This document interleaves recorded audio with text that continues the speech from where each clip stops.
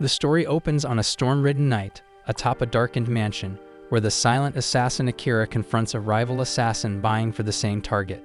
Though clearly outmatched, the other man refuses to back down and slips a hand beneath his cloak, pulling out a concealed senbon. He lunges forward, hurling the senbon straight at Akira, but to his disbelief, they pass through him like mist.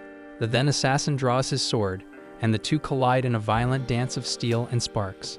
Their blades collide again and again until Akira knocks the man's weapon spinning into the air.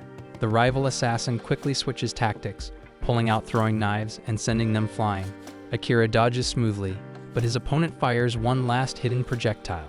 To his horror, Akira vanishes right before his eyes, reappearing silently behind him. The man searches desperately for an opening, but Akira blocks every strike and forces his arms down. In a final attempt, the assassin swings with a kick from his bladed boot, but Akira anticipates the move, pierces his arm, then snaps his leg and sends him crashing to the ground. Though he has a few tricks left, the defeated assassin accepts his loss as his own blade, which is still midair, comes down and lands on him. With the threat gone, Akira slips into the mansion like a shadow, entering the dimly lit room where his target lies asleep. For a brief moment he hesitates, but then he raises his blade to finish the job. Long before all this, Akira lived an ordinary life as a student in Japan. During one typical afternoon, a group of girls invited their friend Tsukasa to join them for lunch. He politely declined, saying he had duties to handle for the student council, which left them impressed by how seriously he took his role as president. Nearby, a girl named Shiori received thanks from classmates she had just helped. At the same time, Akira sat quietly, reading a novel on his phone. His friend Nanes walked up and asked if he enjoyed reading isekai stories, but Akira simply replied that he read whatever was free. Laughing, Nanes told him to share any new recommendations before heading off. As Akira watched him go, a few girls whispered, wondering who Nanes had been talking to. As Akira eats alone, even he found it strange that someone actually talked to him, considering how invisible he is to everyone else at school. Without warning, Akira's phone begins to flicker and distort, and a strange inky darkness spreads across the ceiling of the classroom. The shadows twist into the shape of a glowing circle, and luminous symbols gather beneath each student's feet. Everyone freezes in shock as a bright flash envelops the room. Then, in the next instant, they find themselves standing inside an enormous hall. As confusion sets in, a peculiar man in priestly robes steps forward and informs them that the king will arrive shortly. When the priest moves aside, a regal-looking man and a young princess appear before them, prompting murmurs of curiosity among the group. The man introduces himself as the ruler of a distant world called Morrigan. He explains that they've been brought from another realm to aid the Retis Empire, located on the human side of the continent. The kingdom is currently under siege by demonic forces, and the king claims that warriors summoned from another world are the only ones capable of defeating the demon lord. The students, caught up in the excitement, begin to fantasize about their own grand adventure, but the priest cuts through the enthusiasm, stating that only one among them carries the mark of the true hero. To discover who it is, each student is asked to place a hand on a glowing orb that reveals their class. A boy named Waki steps up first and discovers he's been given the class of Beast Tamer. Though he's not the chosen one, the priest reassures him that his abilities still hold great value. Next, a girl named Yuki learns she's a disenchanter, while Tomoya receives the title of knight. And when Shiori discovers she's a healer, the priest announces that anyone can now check their class and stats on their own without the orb. The students eagerly open their status screens, and Nanas finds out he's a wind-type mage and turns to ask Akira what class he got. Akira responds quietly, revealing that he's been labeled an assassin, but he's baffled by how absurdly strong his numbers are. Then Tsukasa approaches the orb, and it glows brightly as it displays the hero class. The priest reacts with praise, stunned by the potential shown in his stats, and the rest of the students erupt into cheers for their charismatic class president. Akira, however, watches in silence because his instincts tell him something's off. If Tsukasa is the hero, why are his numbers so unimpressive when Akira's own stats are leagues beyond anything he's seen? As Nanas encourages him to show his class, Akira hesitates because he doesn't trust the king or his story about a demonic invasion. Choosing to stay hidden, Akira casts a concealment spell to suppress his presence. Seconds later, Nanas looks around in confusion, thinking Akira vanished, and walks away, while Asahina opens his status screen. Once everyone finishes checking their abilities, the priest announces that preparations for custom gear are underway and encourages the students to get some rest in their assigned quarters. Relieved that no one uncovered his secret, Akira quietly slips in with the rest of the group, keeping himself hidden under the concealment spell. While moving through the halls, he spots a surveillance device mounted on the ceiling and instantly realizes the king is observing their every move, so it confirms his suspicion that trusting the king would have been a mistake. But what Akira doesn't realize, however, is that a knight has been trailing him from the shadows. At night, Akira locates an unused storage room and decides it's a good place to lie low. After settling in, he sneaks back out, determined to gather information. As he surveys the city's unfamiliar skyline, he's struck by how surreal it all feels. This really is another world. He bounds effortlessly between towers, stunned by how far his enhanced abilities have taken him. Midway through his scouting, he picks up the sound of voices nearby and quickly hides himself to listen in. Inside the chamber, the princess is speaking to the king, and she refers to the summoned students as naive kids with rare powers. The king, clearly confident, tells her to move forward with their plan, so she nods and exits the room. Hidden just a few feet away, Akira narrows his eyes, wondering what exactly the king has in mind. He briefly considers ending it right there. He could kill the man before anyone noticed. The king suddenly shivers, sensing something off, but when he turns around, the room appears empty, and he returns to his work. The following morning, Akira remains under concealment while grabbing some food. He debates whether to warn the others, but concludes they wouldn't take him seriously, not when they're so easily convinced by the king's lies. At a nearby table, Tsukasa rises and addresses the rest of the students. He praises the king for giving them powerful gifts and insists they owe it to him to help defeat the demon threat. The group, swept up by his speech, rallies behind him with full support. Watching from a distance, Akira can't help but sigh. They've already swallowed the king's fake narrative.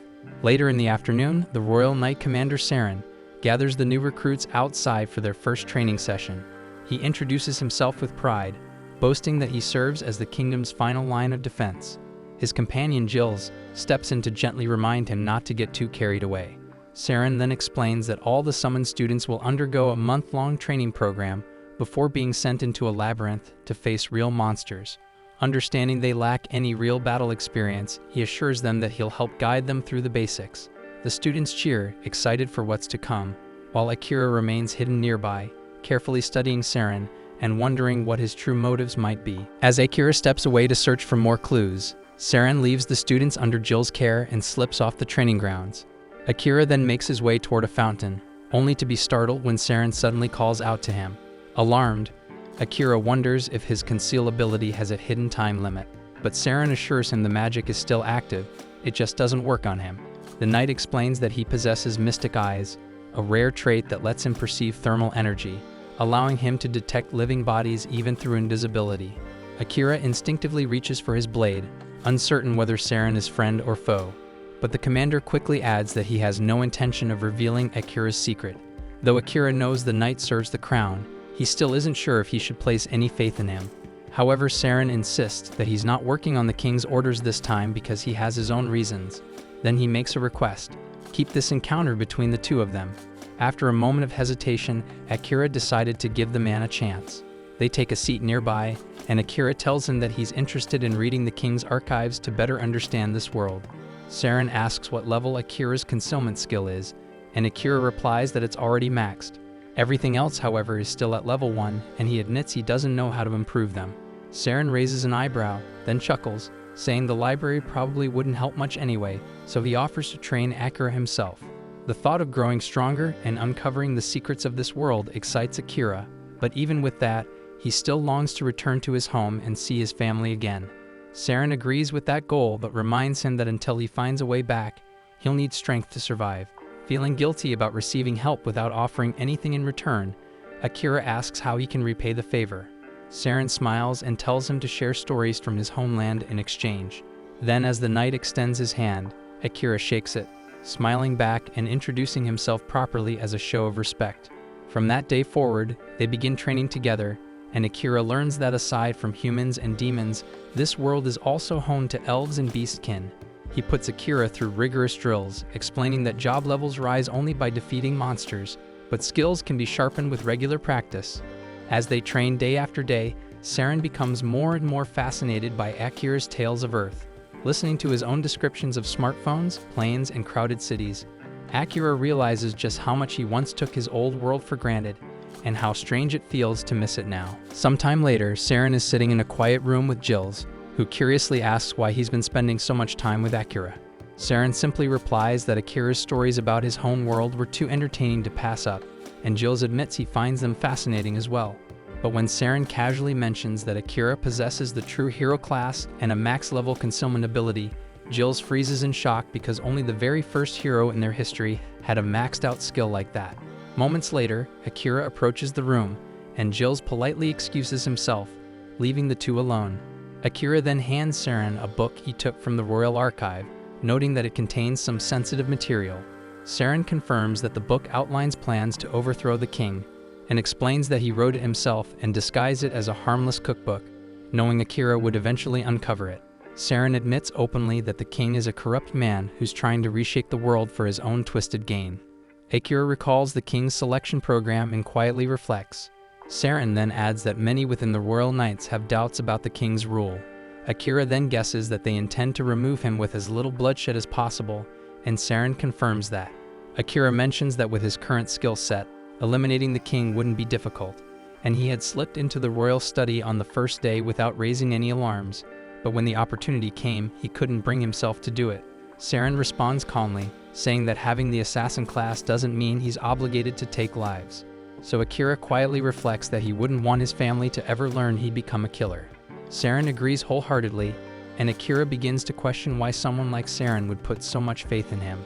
So Saren answers that it's because Akira has shown clarity and instinct, like when he refused to blindly trust the king's story from the start. That single decision in Saren's eyes proved that Akira thinks for himself, trusts his instincts, and doesn't get swayed easily. The room falls quiet for a moment, and Akira finally speaks up softly and says that he's not used to praise, that ever since he was young, people rarely noticed him at all. That catches Saren off guard, so Akira adds that he's the first person who's ever truly recognized him. With a warm smile, Saren lightly jokes, asking if Akira would be willing to help him pull off a peaceful coup, as thanks for all the compliments.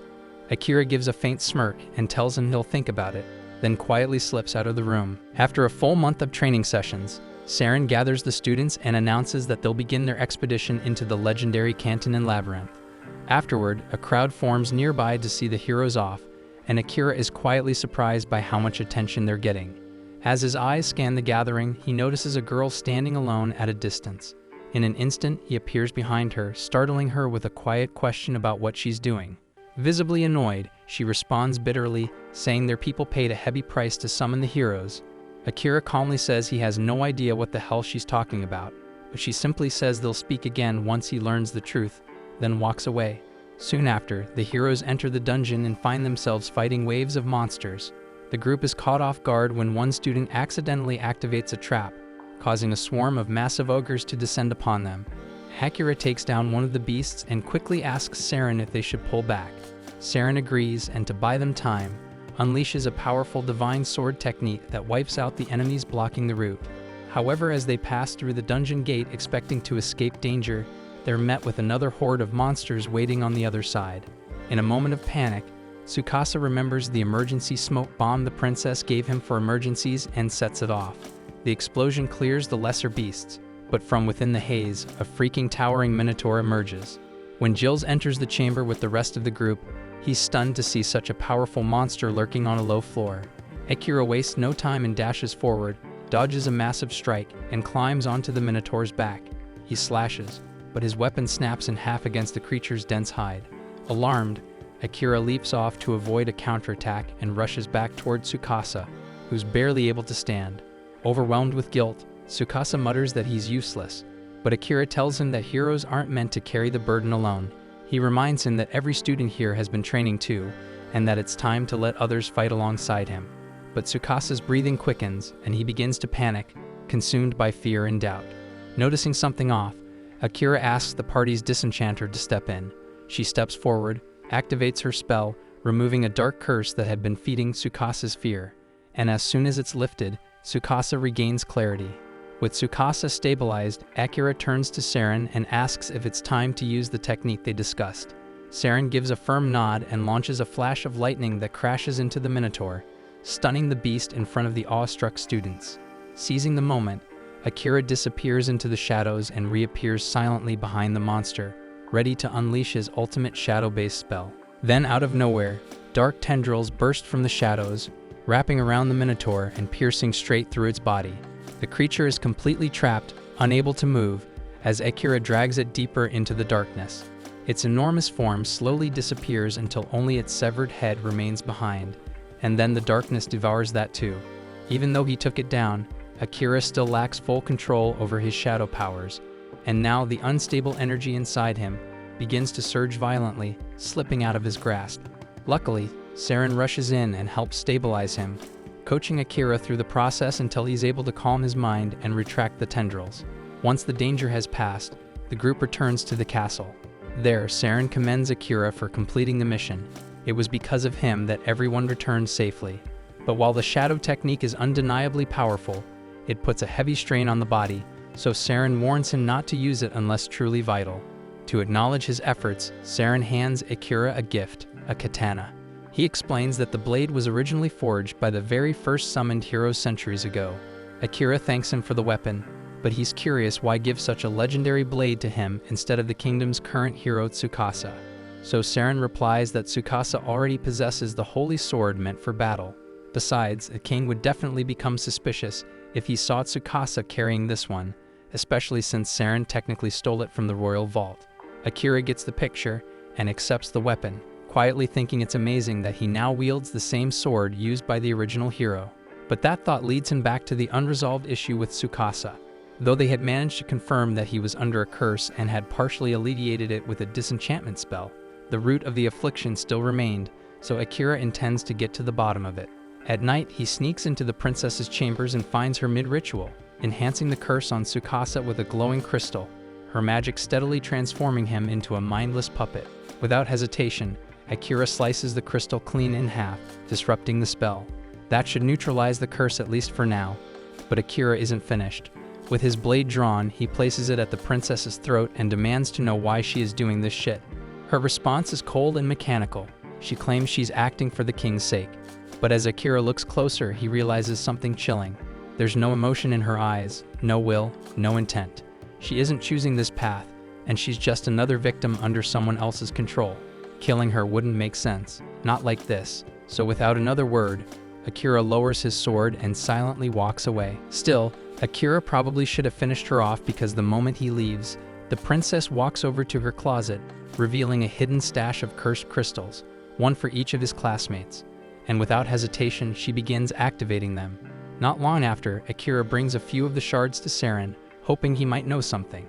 The moment Saren lays eyes on them, his expression darkens. He mutters under his breath, frustrated that the king is still pursuing this madness.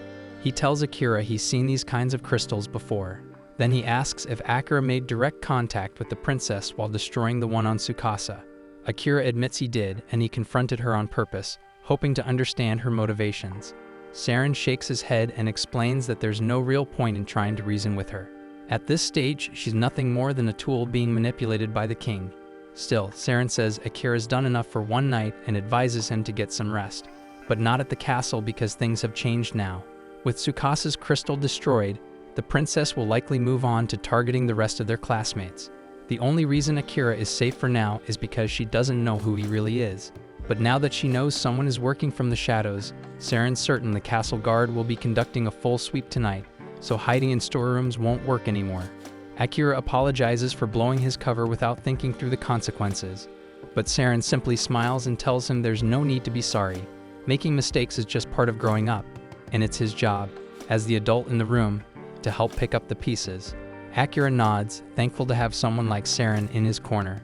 Saren chuckles and says that if Akira truly wants to repay him, then he better bring him along when he figures out how to get back to Japan.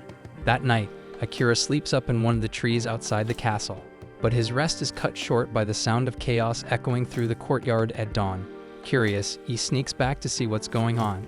He spots a group of guards gathered around with a few of his classmates. Among them is Tsukasa, who lights up the second he sees Akira approaching. He looks relieved, but also deeply shaken. Akira's heart lifts for a second, happy to see that Tsukasa appears to be free from the curse. But the look on his friend's face immediately tells him something is wrong. Tsukasa runs up to him in a panic and asks where he's been. Akira casually replies that he was just resting, but asks what happened here. He was expecting something minor. Instead, his eyes fall on the scene behind the crowd, and he freezes. Commander Saren is lying motionless on the ground with a dagger buried in his heart. Akira collapses to his knees, overwhelmed by the sight of Saren's body. His voice cracks as he demands to know who could have done something like this. But before anyone can answer, his classmates suddenly turn against him. One after another, they start accusing him of being the killer. The dagger lodged in Saren's chest looks just like the one Akira had been using the day before. It would be strong evidence, except all of them saw that same dagger shatter during the Minotaur battle, so there's no way this one could be his. Still, that doesn't stop them, and they insist Akira's behavior has always been suspicious, constantly vanishing and reappearing whenever he wants, so that's reason enough for them. Akira quickly realizes what's happening. The princess must have cursed the entire class, and the only one still acting normal is Tsukasa. He tries to speak up for Akira, saying there's no proof to accuse him of something this serious, but before he can say much more, the king arrives. With a cold, commanding tone, the king announces that Akira is guilty of high treason for assassinating Commander Saren. He gives a direct order. Akira is to be executed on the spot. Akira glances at the princess, and in that split second, he catches the faintest smirk curling at the edge of her lips, and right away, he realizes the whole thing is a setup. There's no point trying to explain anything because no one will believe him. As the guards move in with their weapons drawn, Akira activates his concealment skill, vanishing before their eyes. Furious, the king orders his men to sweep the entire castle, and he wants Akira found now. Meanwhile, Akira silently moves through the shadows and approaches Jills, one of the few people he knows he can trust. Once Jills notices him, he quietly tells Akira that the ones who really killed Saren were the king's own assassins. And now that Akira is a target, he needs to escape fast. Jills then adds that Saren had a feeling something like this might happen, so he left behind a bag of supplies just in case. Akira thanks him, grabs the supplies, and escapes the kingdom. Later that evening, the king and princess meet in secret to discuss how smoothly their plan has gone.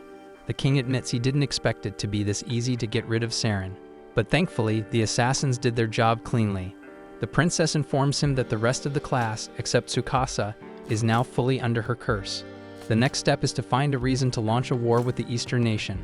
The king says the students will be perfect tools for that war, and as for the one who slipped away, he doubts some kid could survive alone out there. But just to be sure, he tells the princess to send the Night Ravens, his deadliest assassins, to track him down. At the same time, Akira had just reached the dungeon, just like Saren once said, "It's the best place to stay hidden when you're being hunted." No one in their right mind would think to check a dungeon just to chase after someone, so it should serve as a decent hideout. But food and water are scarce down here, so he'll have to be cautious. Even though Akira can cloak himself with his concealment skill, plenty of monsters still exist that rely on enhanced senses like smell and hearing. But as he continues to grow stronger and his assassin class ranks up, he'll eventually be able to erase all traces of scent, silence his steps, and even suppress body heat, making himself nearly invisible. Boss rooms appear every 10 floors, and once you're inside, the only way out is to kill the boss. It's a major gamble to enter one alone, but Akira doesn't exactly have the luxury of waiting things out. As he walks deeper into the dungeon, he's immediately attacked by a chimera. At first, he manages to dodge its claws and fangs, but then its snake tail spits a jet of venom, catching him off guard and striking his leg. The poison slows him down, and he can't maneuver like before. That gives the beast an opening, and it slashes his back, drawing blood. Just as it prepares to go in for the kill, Akira unleashes his trump card, and shadow magic erupts and completely consumes the chimera in a single blow. With that, he defeats the dungeon's first boss. But the combination of his injuries and the toll of using the shadow spell leaves him barely clinging to life. Recognizing that its master is in danger, the shadow energy automatically shifts into regeneration mode, patching his wounds while he's unconscious. At the same time in the royal castle, Tsukasa asks everyone to follow him out of the capital. His classmates blink at him, asking if he's seriously saying they should go take down the Demon King right now. It sounds like a decent excuse, so Tsukasa just rolls with it. But his classmates immediately shut him down, telling him to sit back down and stop dreaming because they're not going anywhere. That reaction confirms what Saren warned him about before his death. The curse is real, and it's controlling their minds. If that's true, then Tsukasa realizes he'll have no choice but to leave on his own. But unexpectedly, A few of his classmates step forward and say they'll come with him. And a few hours later, that small group is standing with Tsukasa just outside the city border. They're a bit stunned that leaving the city was so easy, but when they think about it, it makes sense. Their excuse was that they were heading off to fight the Demon Lord, and it wouldn't look good for the king to stop his own heroes from completing their assigned duty. With that settled, Tsukasa turns to the others and asks why they chose to come along, especially when everyone else refused to even consider it. Yuki replies that she doesn't believe anyone in their group is under the princess's influence anymore. Asahina then speaks up, saying that he thinks he might have helped break the curse somehow. He's not entirely sure why, but he has a blurry memory of sneaking into the princess's chamber and smashing several crystals. We later learn that the one behind that action was actually Jill's. He had used his manipulation ability to temporarily take control of Asahina's body in order to dismantle the curse. And while he wasn't able to free everyone, he's at least relieved that he could carry out Seren's final wish. As the group finally steps beyond the kingdom's borders, Asahina finds himself thinking about Akira. He deeply regrets not trying to find him sooner while he was still hiding within the castle. Even if he had been under a curse, he still feels horrible for not defending Akira when he needed it most. Back in their original world, most of the class hadn't spoken to Akira much at school. But one day while walking home, Asahina happened to run into him on a construction site. It was their first time meeting outside the classroom. Akira had asked him to keep the job a secret because he didn't want his younger sister to find out. Asahina agreed without hesitation, since he also had a little sister to look after. Coincidentally, both of their sisters happened to be close friends, and the two boys had laughed about it at the time. Back in the dungeon, Akira finally regains consciousness. For some reason, the first thing that comes to mind is a dream, one that reminded him of the day he met Asahina, so he sincerely hopes Asahina is okay. He also finds himself thinking about his mother and sister back in Japan. But once that moment passes, something odd dawns on him. He's not in unbearable pain. Even though he clearly remembers getting slashed across the back by the Chimera, he doesn't feel nearly as bad as he should. Calling up his status screen, Akira notices something surprising. His stats have improved significantly after the fight with the Chimera. But what really shocks him is his HP, since it's nearly full, even after the serious injuries he took. He also spots that his shadow magic has jumped to level 3, and he can't figure out how it rose so much after a single use. Still, there's no time to dwell on it right now, so he gets back on his feet and prepares to move forward. Deeper into the dungeon, Akira encounters a massive slime blocking the passage. After slicing it open, he's stunned to find a beautiful elf girl trapped inside. Thinking this is a good chance to test out one of his newly unlocked abilities, he activates World's Eye, a skill that instantly floods his mind with everything about the target's life. But there's way too much information pouring in at once, and the overload becomes unbearable. He's forced to cancel the skill partway through before his brain fries from the sheer volume of knowledge. Looking at her status, he notices her HP is dangerously low, barely at 2%. Akira gently lifts her and carries her up to the 69th floor, where there's a calm water pool. He sets her down to rest and recuperate. Sometime later, she stirs awake, and Akira offers her water to help her recover. He tells her to try and get more rest, but she admits that she's too hungry to sleep, so he whips up a bowl of warm porridge and hands it to her. Grateful, the elf girl, who introduces herself as Amelia, digs in without hesitation. Once she finishes, she looks around and asks how she ended up here, since her last memory was being much deeper in the dungeon. Akira tells her he carried her up to the nearest water source so she could recover safely. She's surprised by his kindness, admitting that no one has ever gone out of their way to help her like that, not even once. A few hours pass, and Amelia's back in top form. Together, they descend all the way to the 80th floor. Akira starts to wonder why she's still tagging along, and he figures she'd want to return to the surface after everything. But Amelia tells him she has no intention of leaving. She came down here to conquer the dungeon herself, and she's not leaving until that goal is met. Eventually, they enter the boss chamber, and the moment they step inside, a massive dragon lunges at them. They leap in opposite directions to avoid being flattened. Amelia reacts first, using gravity magic to pin the creature down, giving Akira a chance to strike. But just as he gets close, the dragon locks onto him and swats him out of the air. From the ground, Akira hears Amelia shout, telling him the dragon is tracking his mana signature, so he needs to disperse it throughout the environment. Problem is, Akira doesn't know how to do that, so instead he improvises, pulling in surrounding mana and unleashing it as a raw blast of energy before rushing in and driving his blade straight through the dragon's eye, ending the battle. The dragon collapses, lifeless, but Amelia looks at Akira, baffled by what he just did. He explains that since he didn't know how to hide his own mana, he just used the ambient mana around them as a weapon instead. She stares at him in disbelief because normal people can't do that. But before she can ask how he pulled it off, the dragon's body suddenly starts to glow brightly. The dragon suddenly shifts its form, morphing into a massive blue cat, leaving both Akira and Amelia stunned by the unexpected transformation. Amelia quickly activates her World Eye ability and examines the creature, soon identifying it as a shapeshifter. That revelation explains how it was able to assume the form of a dragon. With that knowledge, everything starts to fall into place. After all, a true dragon would have been far tougher and more resistant than this oversized feline pretending to be one. Akira is amazed at how effortlessly Amelia is able to use her World Eye, and she turns to ask why he hasn't activated his own. He recalls the last time he tried, when it felt like his brain was about to split in half, and assumes it must be because his level isn't yet high enough to handle it safely. But Amelia disagrees and believes that the real issue is that Akira is subconsciously rejecting the skill, which is what's actually preventing him from using it properly. Right then, the black cat awakens and starts to speak. He seems annoyed that he was defeated by a mere human and an elf, especially since he had transformed into a dragon just for entertainment. Akira is stunned to hear the feline talk, but his shock seems to offend the creature.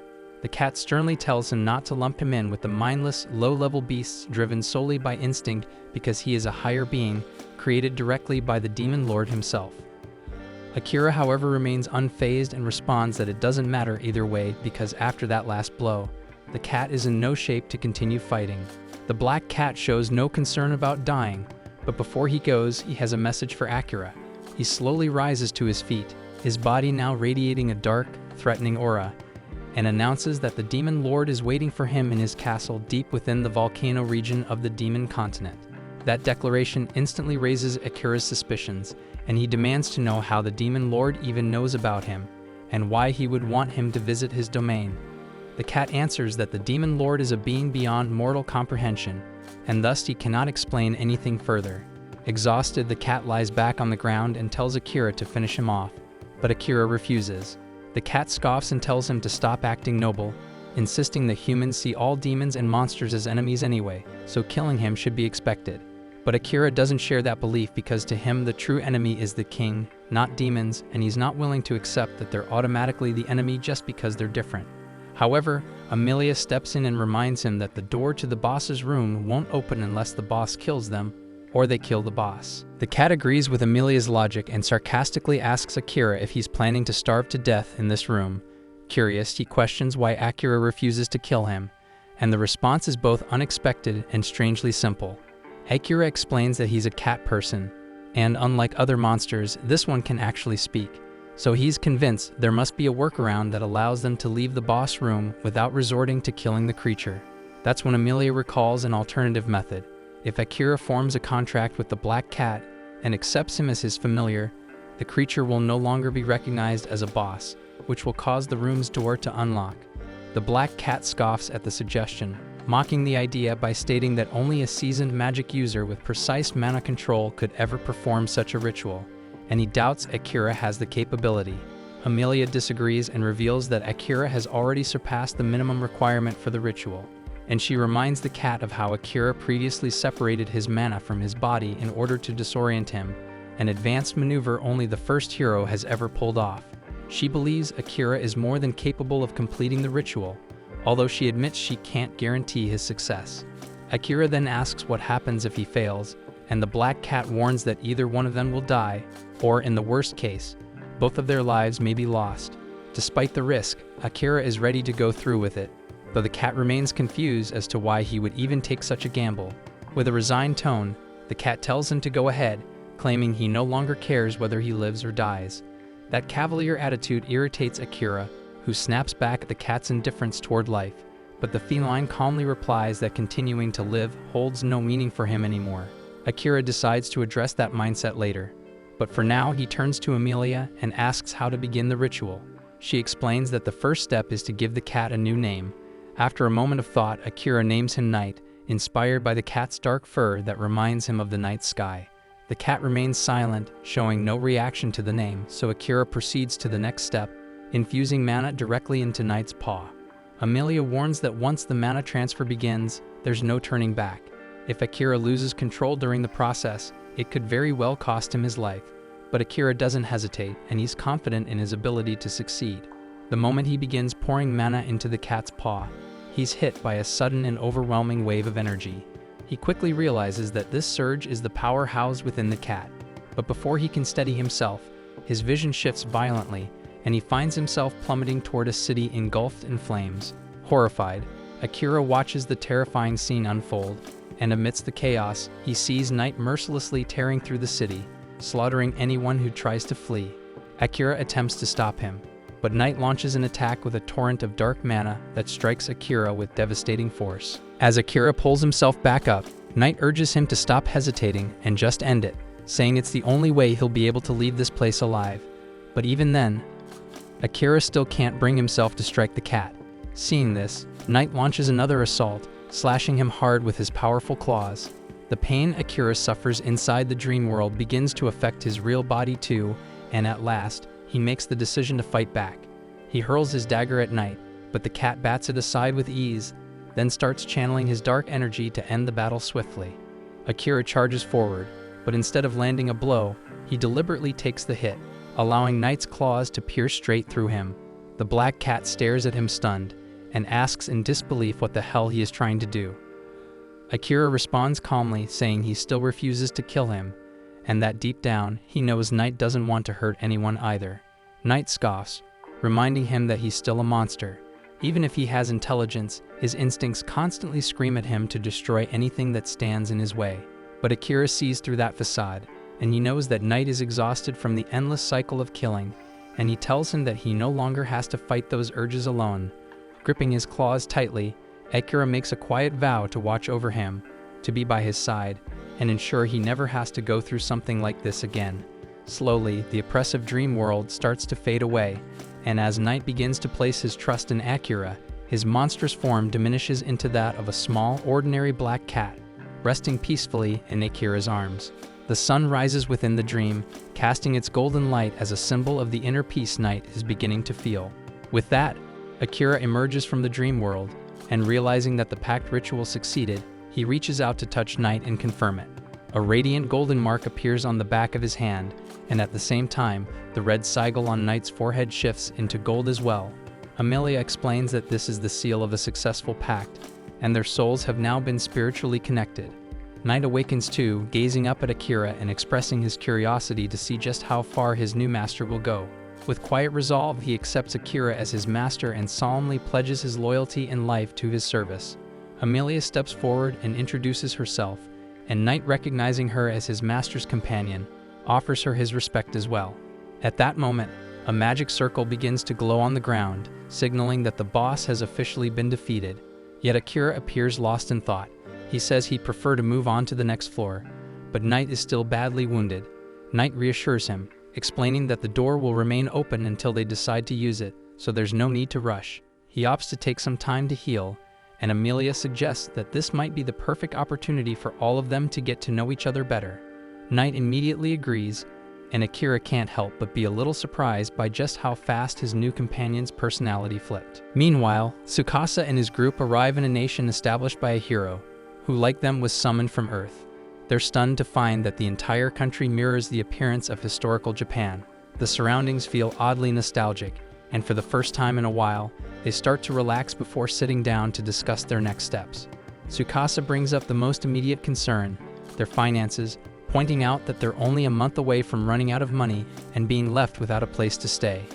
One of the guys suggests they become adventurers, saying it's the most suitable occupation for people like them. Tsukasa agrees and then shifts the conversation to their next priority, gathering information.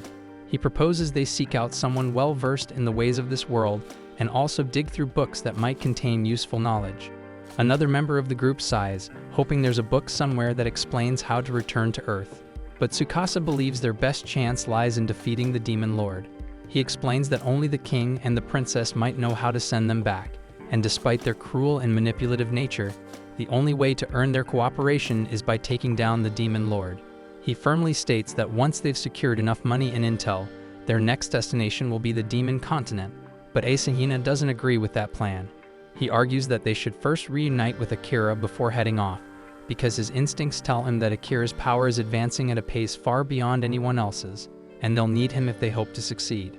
Some members side with Asahina, while others remain suspicious, still thinking he may have been responsible for Commander Saren's death. The disagreement quickly escalates into a small argument, but the girls step in and try to calm everyone down. They turn to Tsukasa, asking for his judgment on the matter, since as the leader he gets the final say. Tsukasa sides with Asahina, admitting that he too believes Akira is already stronger than all of them, but he also doubts whether they'll actually be able to work with him. He explains that Akira has always kept his distance from others, and even now, he doesn't remember Tsukasa, despite the fact that they'd been classmates since kindergarten. The group is stunned by that revelation, and even Asahina agrees that Akira isn't exactly the type to play well with the team. Tsukasa explains that according to the old legend, only the holy sword wielded by the chosen hero has the power to defeat the demon lord, meaning he must grow strong enough to fulfill that role. He believes that even if they do find Akira, he likely won't agree to join forces with them if they're still too weak. That's why Tsukasa decides it's best to stay in this country for now, giving everyone time to train and grow stronger before attempting to reunite with him. Meanwhile, Amelia opens up to Akira and Knight, sharing the story of her past. She reveals that her own sister forced her out of their homeland, and the soldiers who once served under her became relentless in their pursuit to kill her. Eventually, they cornered her near a cliff, and in a desperate move, she used her gravity magic to plunge into the river below, which carried her far away to safety. But she was badly injured and utterly exhausted, and that's when a black slime appeared and swallowed her whole. The next thing she remembered was waking up inside the dungeon, moments after Akira had rescued her. Akira feels sympathy after hearing her story, but Knight picks up on a few strange details. He points out that slimes typically don't devour people, and even if one had swallowed Amelia, she would have been digested long before Akira found her. Amelia admits that she doesn't fully understand it either, but she's thankful to that slime regardless, because it somehow brought her to Akira. Akira gently tells her that she should consider returning to her homeland and trying to reconcile with her sister, but Amelia has already given up on that idea. She says she doesn't have the strength to face her sister again. Akira reassures her, saying things tend to work out between siblings, because no matter what happens, they're still family. He adds that he has a sister too, and even though she's constantly giving him a hard time, he still cares about her deeply. Amelia and Knight then ask if Akira wants to return to his own world and see his family again. Akira says yes, but not yet because there's something he needs to take care of first. He begins to talk about Saren, the man who taught him how to survive in this world, and as he recalls the betrayal that took Saren's life, his emotions boil over. His voice sharpens with rage as he swears to kill both the king and the princess for orchestrating Saren's assassination. The fury behind his words sends a chill down Amelia and Knight's spines, and Amelia shouts his name, jolting him back to his senses. As the storm inside him subsides, both Amelia and Knight reveal that they know the name because Saren was once a renowned knight commander known across the land. Sensing the heavy mood, Akira decides to break the tension. He pulls out a glove and waves it in front of Knight, and true to his feline instincts, the black cat immediately pounces after it. Akira chuckles, surprised that the same trick he used on all the strays back home works on a monster cat too. Amelia, intrigued, asks to give it a try herself, and before long, both she and Akira are playfully cuddling with Knight, enjoying the soft, warm comfort of his fluffy fur as the air around them lightens once again. Knight turns to Akira and tells him to take things more seriously, reminding him that their souls are now linked, and if one of them dies, the other will perish as well. Akira says he's well aware of that, but he's still just happy to have a cat familiar, especially since he's always loved cats. Amelia chimes in with a sigh, admitting that she's jealous because she loves cats too. Once they finish fooling around, the group prepares to exit the dungeon. Akira asks Knight where the teleportation magic circle will take them, but the feline admits he doesn't know. He explains that only a select few demons still remember the ancient craft of creating such circles, and Akira instantly decides that once he reaches the demon continent, he'll track those demons down and make them work for him. Just then, a memory clicks in Amelia's mind. She recalls an old tale about pale blue teleportation circles that respond to a person's desire, taking them wherever their heart truly wants to go. However, if more than one person enters, the circle only reacts to the wishes of one individual. Akira notes that this could become a problem, but Amelia assures him with a gentle smile that she's fine going anywhere as long as she's with him. Akira doesn't dwell on her words, but as he steps into the magic circle, his thoughts briefly drift to his family. He wonders if the circle could possibly take him back home, but quickly shakes the idea away because his priority right now is revenge. With that, the magic circle lights up, and the group is instantly teleported to a dense forest where a massive, awe-inspiring tree towers in the distance. Amelia freezes in shock at the sight, while Knight calmly identifies the tree as the World Tree. He tells them that they've arrived in the Forest of Elves. Amelia is stunned they ended up here, but Akira finds it to be a welcome turn of events. Suddenly, an arrow flies through the air, aimed directly at Amelia. Fortunately, Akira spots it just in time and swiftly pulls her out of harm's way. He immediately charges toward the source of the attack, batting aside a second arrow with his dagger and closing the distance in a flash. In one fluid move, he brings the hidden archer down to the forest floor, and Amelia quickly identifies him as Liam.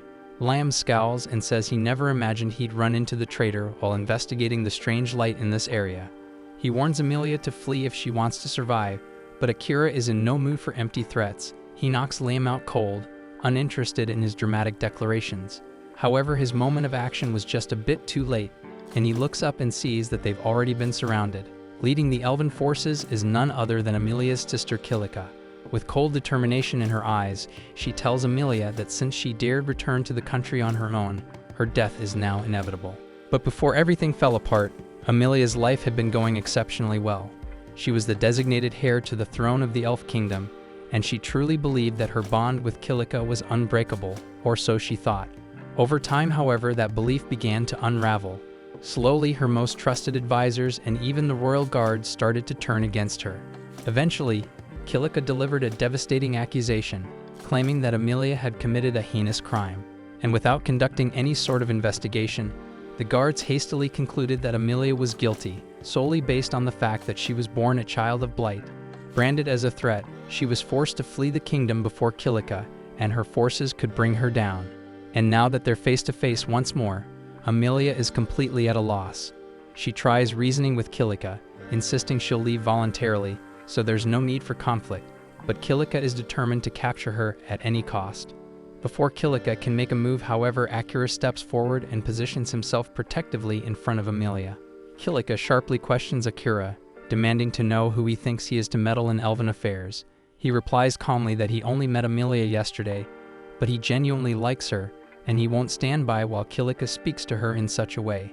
He also points out that Kilika keeps calling Amelia a criminal and asks her directly what crime Amelia supposedly committed. In response, Kilika rolls up her sleeve to reveal a deep, discolored bruise stretching across her arm. She claims that Amelia once gave her a potion that was secretly laced with poison, an act that even within royal bloodlines is absolutely unforgivable. Amelia immediately defends herself, insisting that the mixture she gave Kilika truly was just a potion, but Kilika brushes it off and says no one would ever believe that story.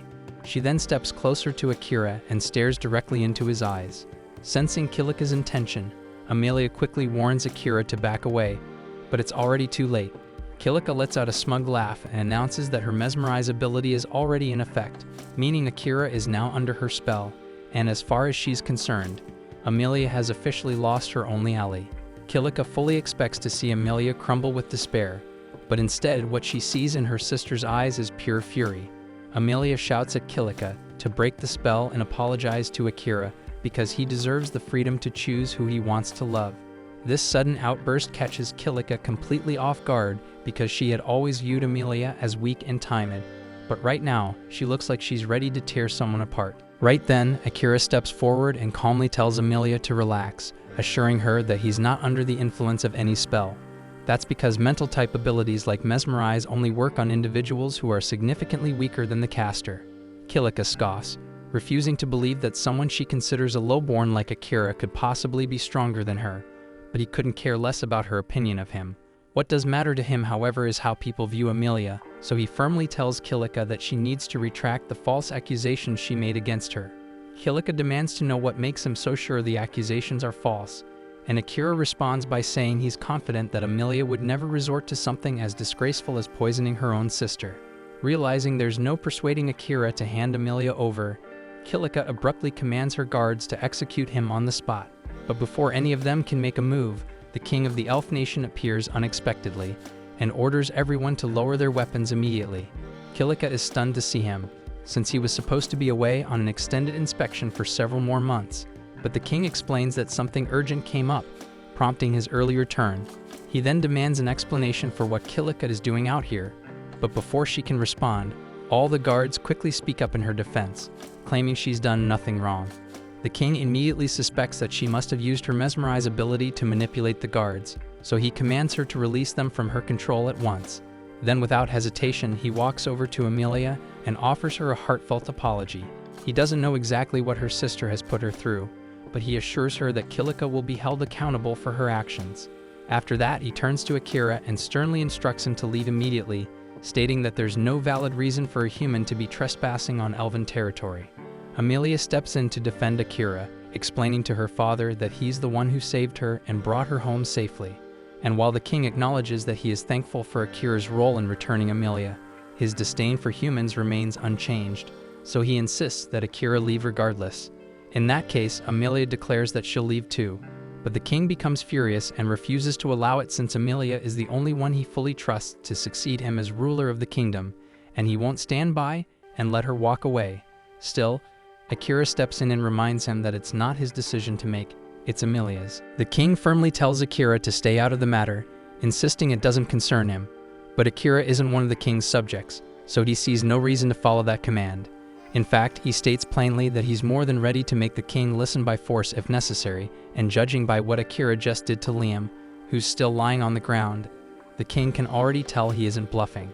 That said, the king has never been one to shy away from a challenge, so he formally proposes a duel to Akira, under the condition that the loser must obey the victor's commands. Akira agrees without hesitation, and with the challenge set, the king declares that the fight will take place at the base of the holy tree, in keeping with elven custom. And as they head toward it, Amelia quietly apologizes to Akira for dragging him into this mess, but he tells her there's no need because he willingly chose to get involved. Shifting the conversation, he brings up how Kilika called her a child of blight and asks what that's all about. Amelia explains that according to an ancient elven legend, when twins are born, one may be different from their parents. This child is believed to bring disaster upon the land, and is thus labeled a child of blight. In the past, it was common for the odd twin to be killed at birth because of this belief, and Knight is taken aback to hear that elves still hold on to that superstition, even though it was debunked long ago. Amelia explains that it usually isn't an issue anymore, but recently Kilika has been using it against her more frequently, mainly because Amelia's eye and hair color differ from all of their family. It's painfully clear that Kilika is just using the legend as a convenient excuse to cast Amelia out. But personally, Akira remarks that he finds Amelia's hair and eyes to be absolutely gorgeous. Eventually, they arrive at the base of the holy tree, and since Kilika was the one who instigated the conflict, she will be the one to face Akira in the duel. But before it begins, Akira makes the decision not to use his concealment skill, because there's no point in winning unless everyone can see it happen with their own eyes. Amelia warns him that Kilika is the strongest swordsman among all the elves, so the battle won't be easy, and he should stay on his guard.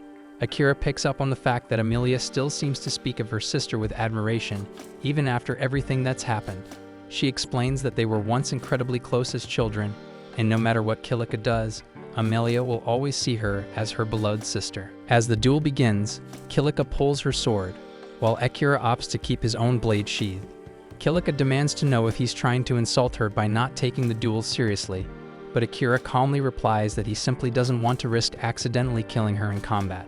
Once the duel starts, Kilika rushes forward and unleashes a flurry of precise strikes aimed at his vital points, yet Akira effortlessly evades each one.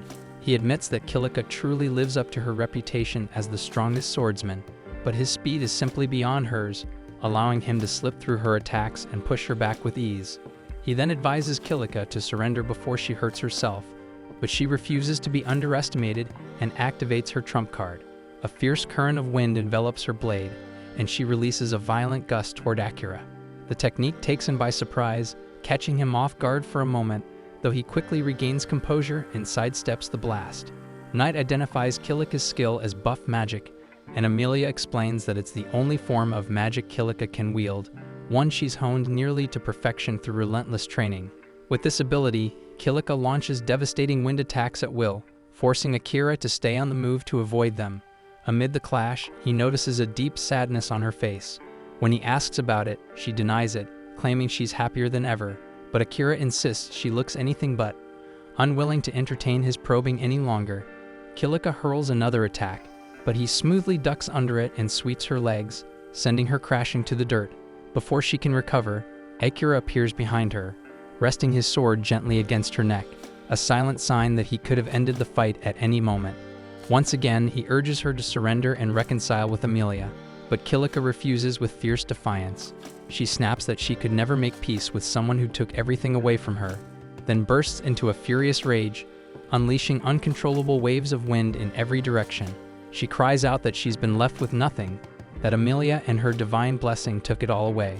In the past, Kilika and Amelia had been close friends, but everything changed when Amelia was revealed to possess the spirit medium class. Once mastered, it promised unmatched power across the continent, and from that day onward, nothing Kilika achieved was ever considered enough. Amelia tries to assure her that none of it is true, but Kilika is far too consumed by anger to listen. Right then, Liam walks up to Amelia and quietly asks for her help to save Kilika, handing her something that immediately makes her understand his plan.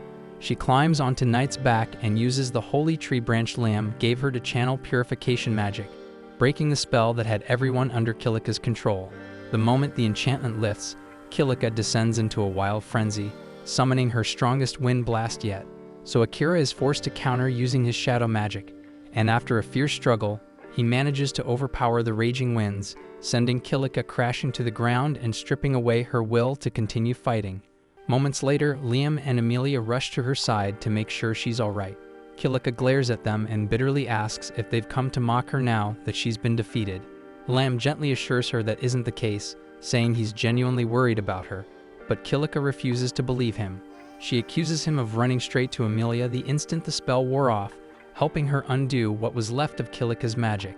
Amelia, however, calmly tells her that Liam was never under her spell to begin with. Kilika insists she's lying and tells them to just get it over with, banish her, execute her, anything, because she doesn't want to live like this anymore. But before she can say more, the king speaks up, declaring that if anyone deserves punishment, it's him, for being the reason Kilika ended up this way.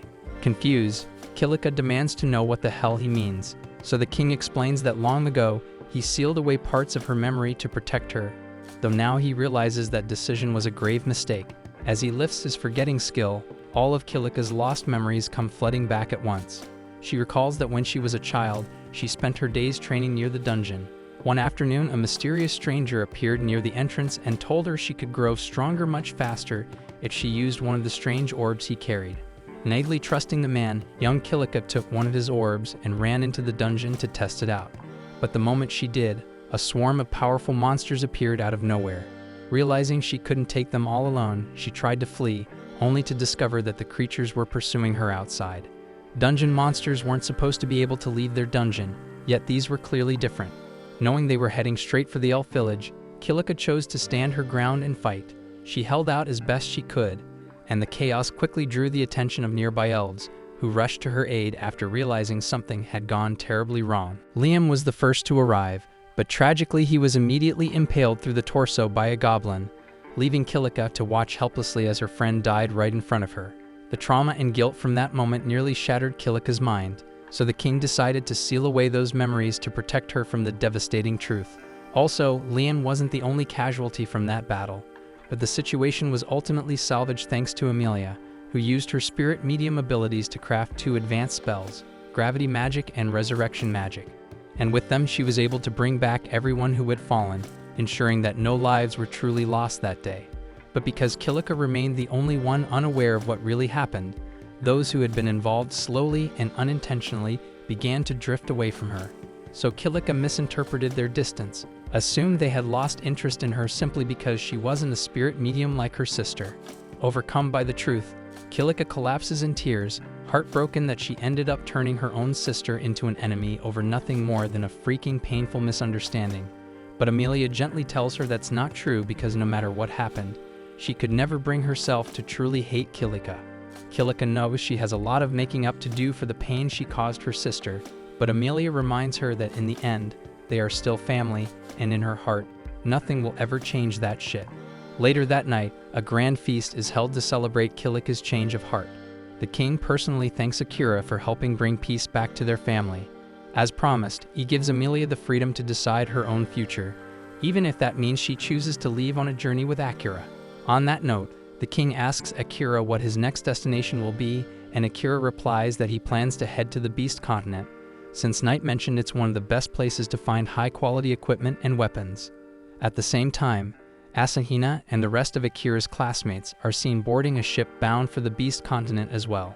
They had originally intended to stay put and wait for Akira to catch up with them, but by now they've grown so strong that the monsters in the Yamato dungeon no longer offer any experience. So rather than waste time standing still, they decided to travel to the Beast Continent and upgrade their gear in preparation for whatever comes next. The next day, the Elf King arranges for a full escort to accompany Akira and Amelia as they head toward the outer borders of the kingdom to continue their journey in safety.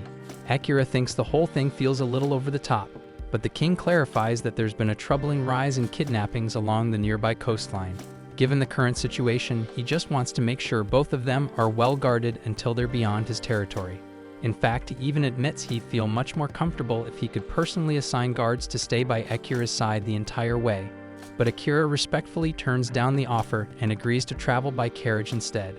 As they ride along, Akira turns to Knight and asks why she kept such a low profile during all the chaos with the elves, especially since she clearly could have stepped in. Knight calmly explains that she didn't want to risk exposing her true identity as a demon, since not everyone would be as accepting as he is. Akira gets it, and he understands why she'd prefer to keep up the act of being an ordinary cat, but he still wonders if the Demon Lord is okay with that, especially if he's still watching. Knight confirms he's right to be cautious. Her senses remain connected to the Demon Lord, so he can still monitor her actions, but she assures him that he no longer holds sway over her decisions, and she has absolutely no plans to betray Akira now or ever. That eases Akira's mind a little, especially considering he might have to face the Demon Lord one day, depending on how things unfold, but Amelia doesn't see it going that way.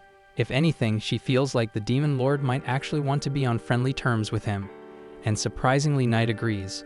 After what Akira did yesterday, there's no doubt in her mind that he's caught the Demon Lord's attention. Very few people can manipulate shadow magic effectively in combat, yet Akira managed to shroud himself in it completely. Akira explains it just sort of happened in the moment. He was terrified the magic would spiral out of control and hurt Kilika. But even if it wasn't intentional, pulling off something like that is no small feat. Right then, Akira picks up on something suspicious up ahead, and tells the driver to stop the carriage. He steps out and informs the others that his detection skill alerted him to a group of people further down the road. The driver grabs a telescope and sure enough, spots a group of bandits waiting just ahead. And worse, the bandits also spot them and reveal they're holding an elf hostage. They threaten to kill her unless Akira and the others comply with their demands. So with no better option for now, the group holds back while the bandits toss them a pile of ropes and order everyone to tie each other. At that moment, Amelia steps down from the carriage, and the moment the bandits catch sight of her hair color, they light up with excitement. They immediately recognize her as one of the elf princesses, and if they turn her over to someone like Lord Graham, they're certain to land a massive reward. While the bandits are too busy grinning and whispering about their lucky break, Akira silently activates his presence concealment. In the blink of an eye, he knocks them all unconscious before any of them even realizes what's happening. Afterward, he tells the driver to go ahead and tie them up using the rope they had brought, and as that's handled, Akira starts wondering who this Lord Graham character even is. Luckily, the driver says he's actually heard the name before and explains that Graham is a noble from the kingdom of Guruk. That's enough of a lead for Akira, so he instructs the driver to take the captured bandits back to the elf castle, while he and Amelia will carry on the rest of the way by foot. The driver starts to protest, reminding Akira that his instructions were to escort both of them all the way to the port, but since they're already fairly close, Akira reassures him it won't be an issue. A short time later, Akira, Amelia, and Knight board a ship, and once they reach their destination, Akira plans to gear up with some new equipment to keep pushing his strength even further. Amelia finds it a bit surprising that he's still focused on leveling up, especially when he already seems so powerful, But Akira insists that if he's serious about getting revenge for Saren, then he can't afford to stop now. Knight chimes in and says the port city they're headed for actually has a labyrinth, so if Akira wants to train more, he'll have the perfect opportunity. Still, that's a few days away, so she suggests they relax and enjoy the trip in the meantime. Amelia's practically glowing with excitement because it's her first time sailing, and she tells Akira she's really looking forward to watching the sunset with him. But when she turns to see what he thinks, she realizes he hasn't heard a single word. His attention is completely absorbed in a book, the same one her father gave him as a farewell gift, and he's reading so intently that he doesn't even notice Amelia's annoyed expression. In fact, Akira spends the entire voyage buried in that book, leaving Amelia feeling a bit left out by the time they finally arrive at the Beast Folk continent. As they disembark, Akira notices something off. The only ones doing the heavy lifting around the port are humans. That immediately strikes him as strange, but before he can dwell on it for too long, a group of beastmen steps forward and blocks their path, demanding that he leave Amelia behind and get lost. It doesn't take long for Akira to realize what's going on, and the beast folk here clearly have a low opinion of humans, and this could easily spiral into something messy. So without wasting time, he calmly asks Amelia to stay back and let him handle it. Akira starts walking straight toward the beastmen, and they immediately burst into laughter, mocking him outright. After all, there's no way a scrawny human could possibly pose a threat to their kind. But instead of using brute force, even though he could easily wipe the floor with them, Akira takes the smarter route and casts a shadow spell that temporarily blinds them.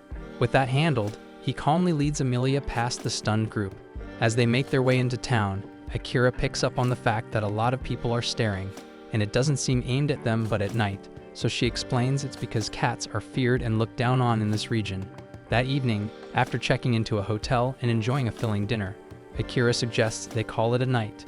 The room has 2 beds, but with a flustered look, Amelia notes that the beds are so large, the 2 of them could easily share one. The comment catches Akira completely off guard, and while he's still processing it, Knight, fully aware of what Amelia is trying to pull, decides to make herself scarce to give them some privacy. Akira tries calling her back, but she's already disappeared. Then Amelia casually announces that she's going to shower, leaving him frozen, unsure how to react. Then when Amelia comes back dressed in a nightgown, she finds Akira already in bed, employing the highly advanced technique of pretending to be asleep.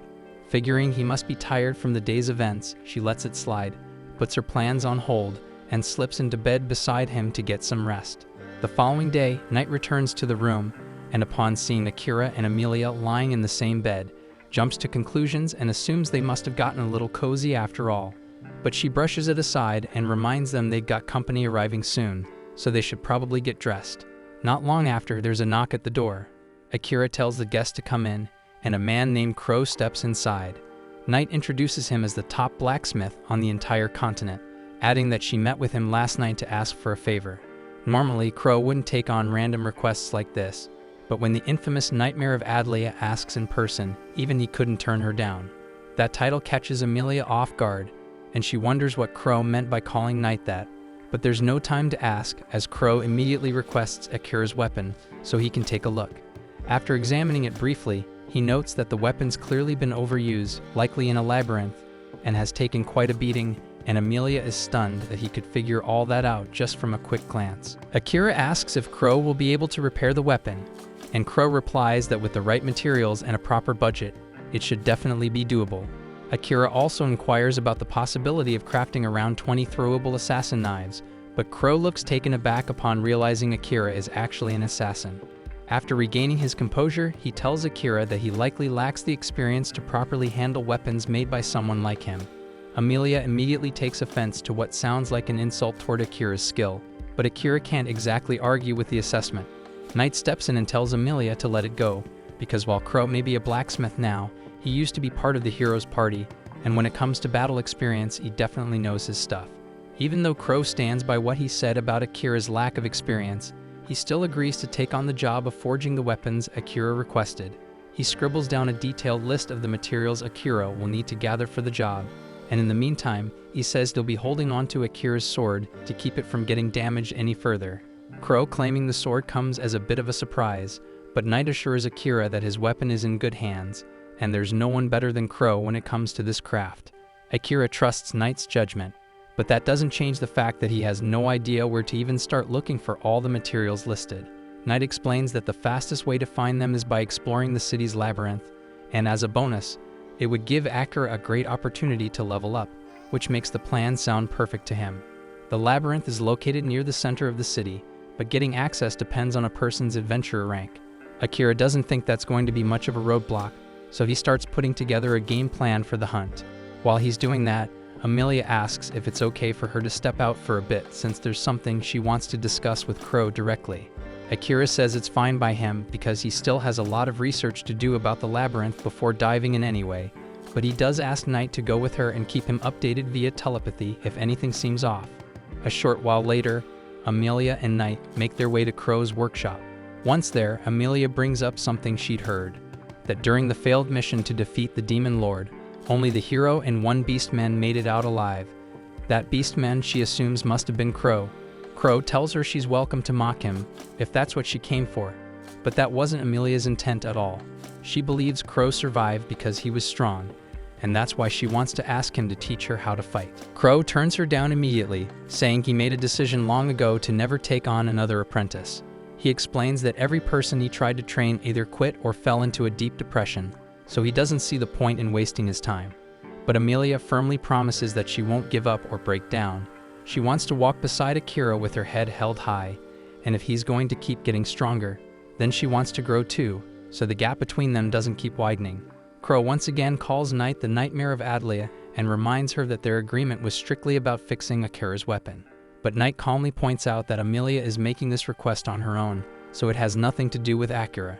She also politely asks him to stop using that old title, saying that her name is Knight now. Curious, Amelia asks why he keeps calling her that in the first place. Knight explains that years ago, the Demon Lord sent her to Adlia as punishment after the humans invaded demon territory. Her official task was to issue a warning to the city's leaders, but she let her fury take control and went far beyond what was necessary, reducing the entire city to rubble. She admits she had no justification for what she did and takes full responsibility for her actions. That's the very reason she asked Akira to end her life when they first met. But she's changed since then, and as long as she serves under Akira, something like that will never happen again. Crow asks her if she really believes it's that easy to leave her past behind. But Knight says she knows full well that what she did can't be forgiven, so if he still hates her, she understands. To her surprise though, Crow says he's never held any hatred toward her. A few years back, after he and the hero party failed to defeat the Demon Lord, Crow was holding a memorial at his sister's grave when Knight happened to appear. She immediately recognized him as one of the few survivors from that battle, and when she saw he was grieving, she told him he could kill her if he wanted, and she wouldn't resist. But Crow told her that he didn't blame her for what had happened, and as far as he was concerned, she was nothing more than a weapon forged by the Demon Lord to carry out his commands, and blaming her would be no different than blaming the blade rather than the one who wielded it. In response, Knight asks if he ever planned to confront the Demon Lord again, but Crow calmly tells her that neither she nor the Demon Lord was responsible for his sister's death. After Knight's attack on the city, Crow's sister had been doing her best to help people who were trapped beneath the rubble. But at that same moment, a nobleman was frantically trying to escape. Instead of finding another path, he chose to blast through the area, hitting Crow's sister with a deadly attack just because she was in his way. That man was the one who truly took her from him, so if Crow ever intended to take revenge, it would have been on Lord Graham. But in the end, he never followed through with it, because he knew deep down that his kind-hearted sister would never want him to walk that road. At that point, Amelia cuts in and outright calls Crow a coward for backing out. She accuses him of clinging to a fake belief that his sister wouldn't want revenge, just so he wouldn't have to face the truth or deal with his pain. She says she gets it more than anyone because for a long time she told herself the same thing, that she was doing everything for her sister's sake. But Akira helped her realize how far off base she really was. Her words hit Crow hard, so they stir something deep inside him, and he needs a moment to deal with it. So he quietly asks Amelia and Knight to leave him alone for the rest of the day. At the same time, Akira is out in the city researching the labyrinth, when out of nowhere monsters begin pouring out of it and flooding the streets. Amelia sees the chaos unfolding and rushes in to help, but suddenly she's intercepted by a boy named Oram. She instantly recognizes him as the same boy who deceived Kiliko when they were younger. Oram says he's acting under the Demon Lord's orders to keep Amelia alive, since she has rare magic that might come in handy, so he surrounds her with monsters and swiftly takes her hostage. And by the time Akira arrives on the scene, Aurum has already dragged Amelia back into the dungeon. Akira plans to go in and get her, but first he has to clean up the situation outside. He tells Night to step back, and she quickly takes to the skies, knowing exactly what's coming. Akira then unleashes his shadow magic without holding back, letting it consume every monster in sight. But the massive strain on his body takes its toll, and as soon as the last enemy falls, he collapses from exhaustion. Night then plunges down to check on Akira, but before she can reach him, the strange system embedded within him suddenly activates. Due to the massive mana drain from his body, he's instantly swallowed by a surge of shadows and thrown into a full recovery state. Night has no idea what the hell is going on, but within seconds Akira's wounds disappear, and his body looks completely healed, but even so he's still unconscious. And when he finally regains consciousness, he finds himself lying in a bed he doesn't recognize. Dazed and confused, he turns to Night and asks what happened, and she tells him he collapsed after pushing his shadow magic too far, so she brought him to Crow's place to keep him safe while he recovered. Akira, a bit anxious, asks how long he's been out, worried it might have been 5 or 6 hours, but Night tells him the truth that it's been a full day and 5 extra hours. That hits him hard, but she says it's not that surprising because he nearly killed himself draining every drop of mana. But what's weird is that while unconscious, his shadow magic triggered on its own and completely refilled his mana reserves. She still can't explain how or why that happened, so she asks if he knows anything about it. But Akira's just as lost as she is, and honestly he couldn't care less right now because he's got more pressing things to deal with. He hops out of bed and, spotting Crow, thanks him for letting him crash there while he was out, but now he has to move.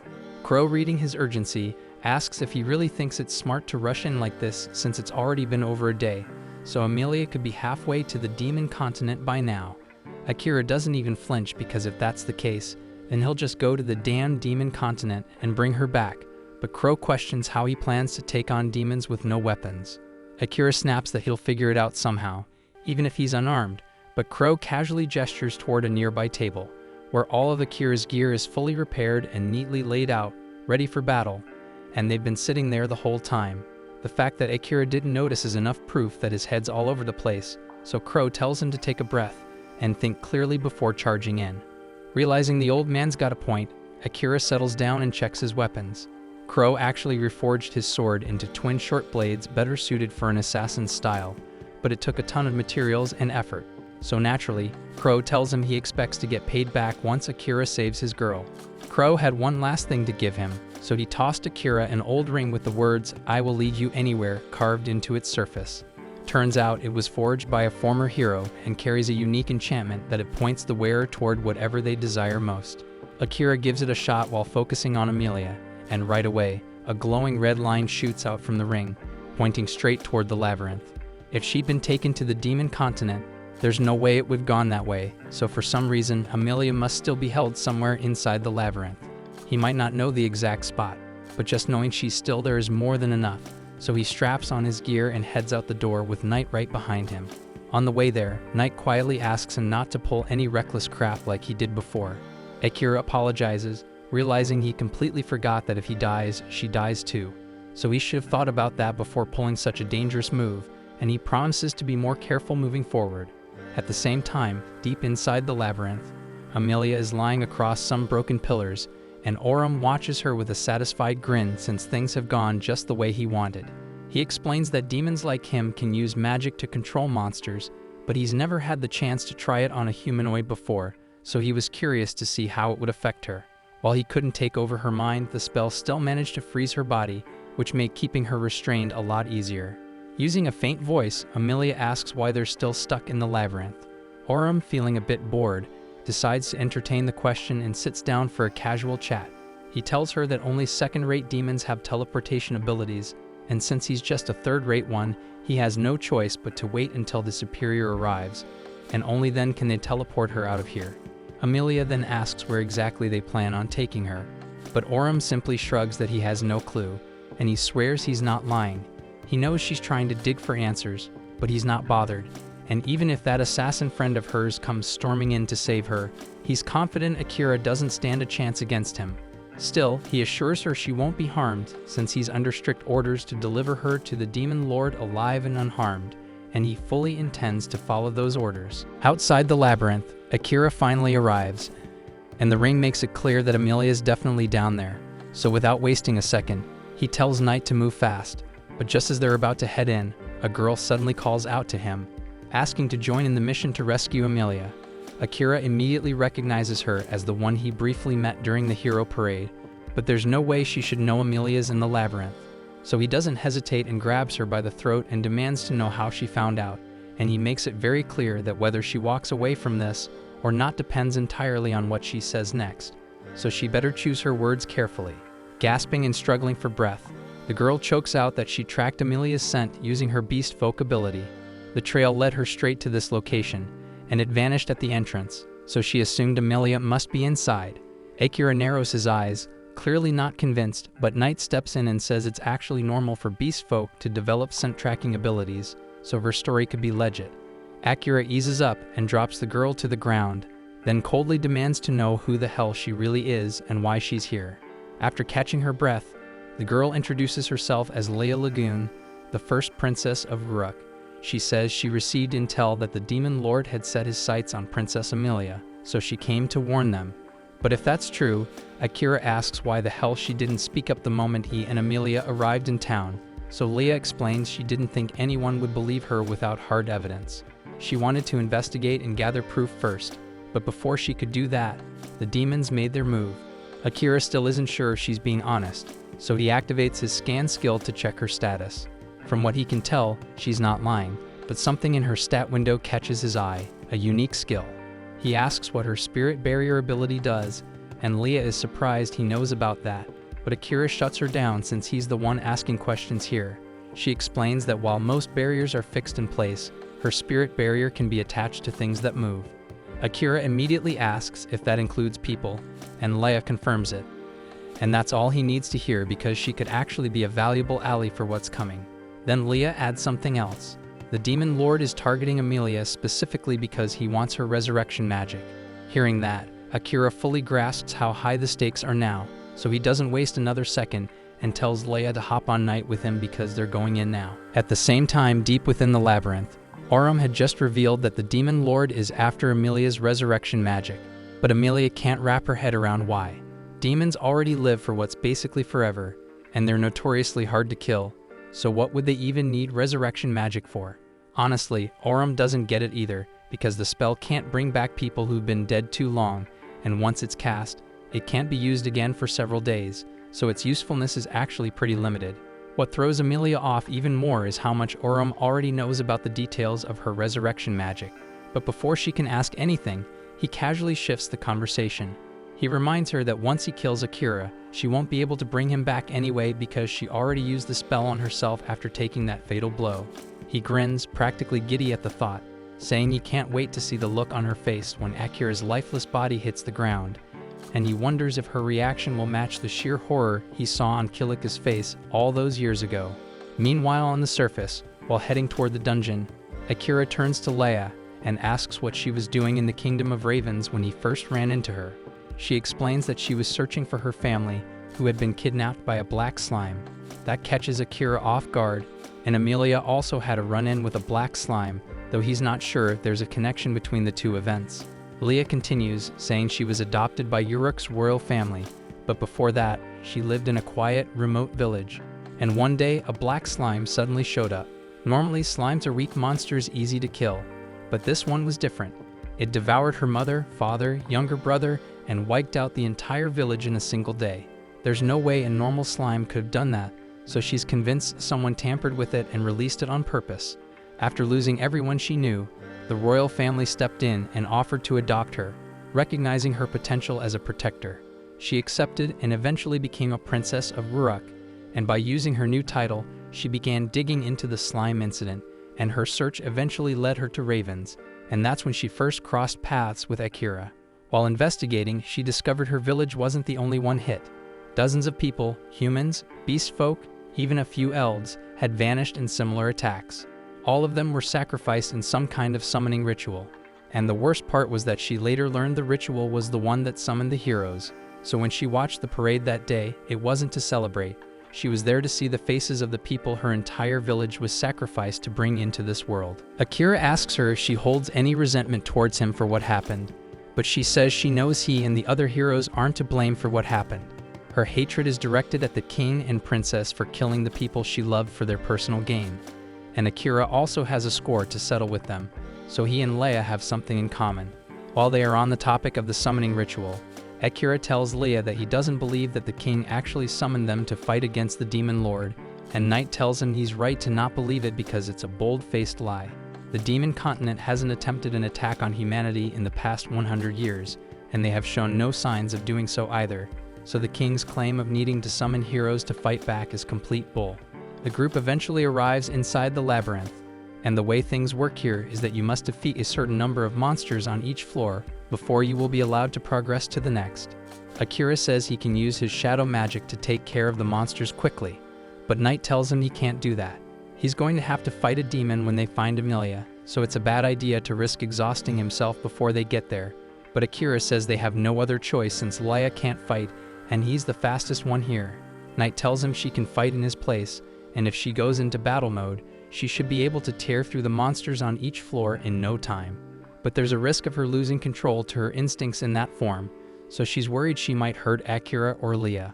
Akira looks at Knight and assures her that as long as he is here, he will make sure she doesn't lose control, so Knight decides to put her faith in him.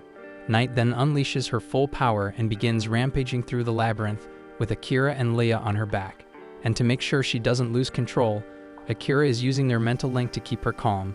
Since they've got time, he asks her why demons are so hated in the first place. So Knight explains that the first demons generally aren't bad people, but the first demon king did order an attack on the other nations, so ever since then, people have held disdain for demons.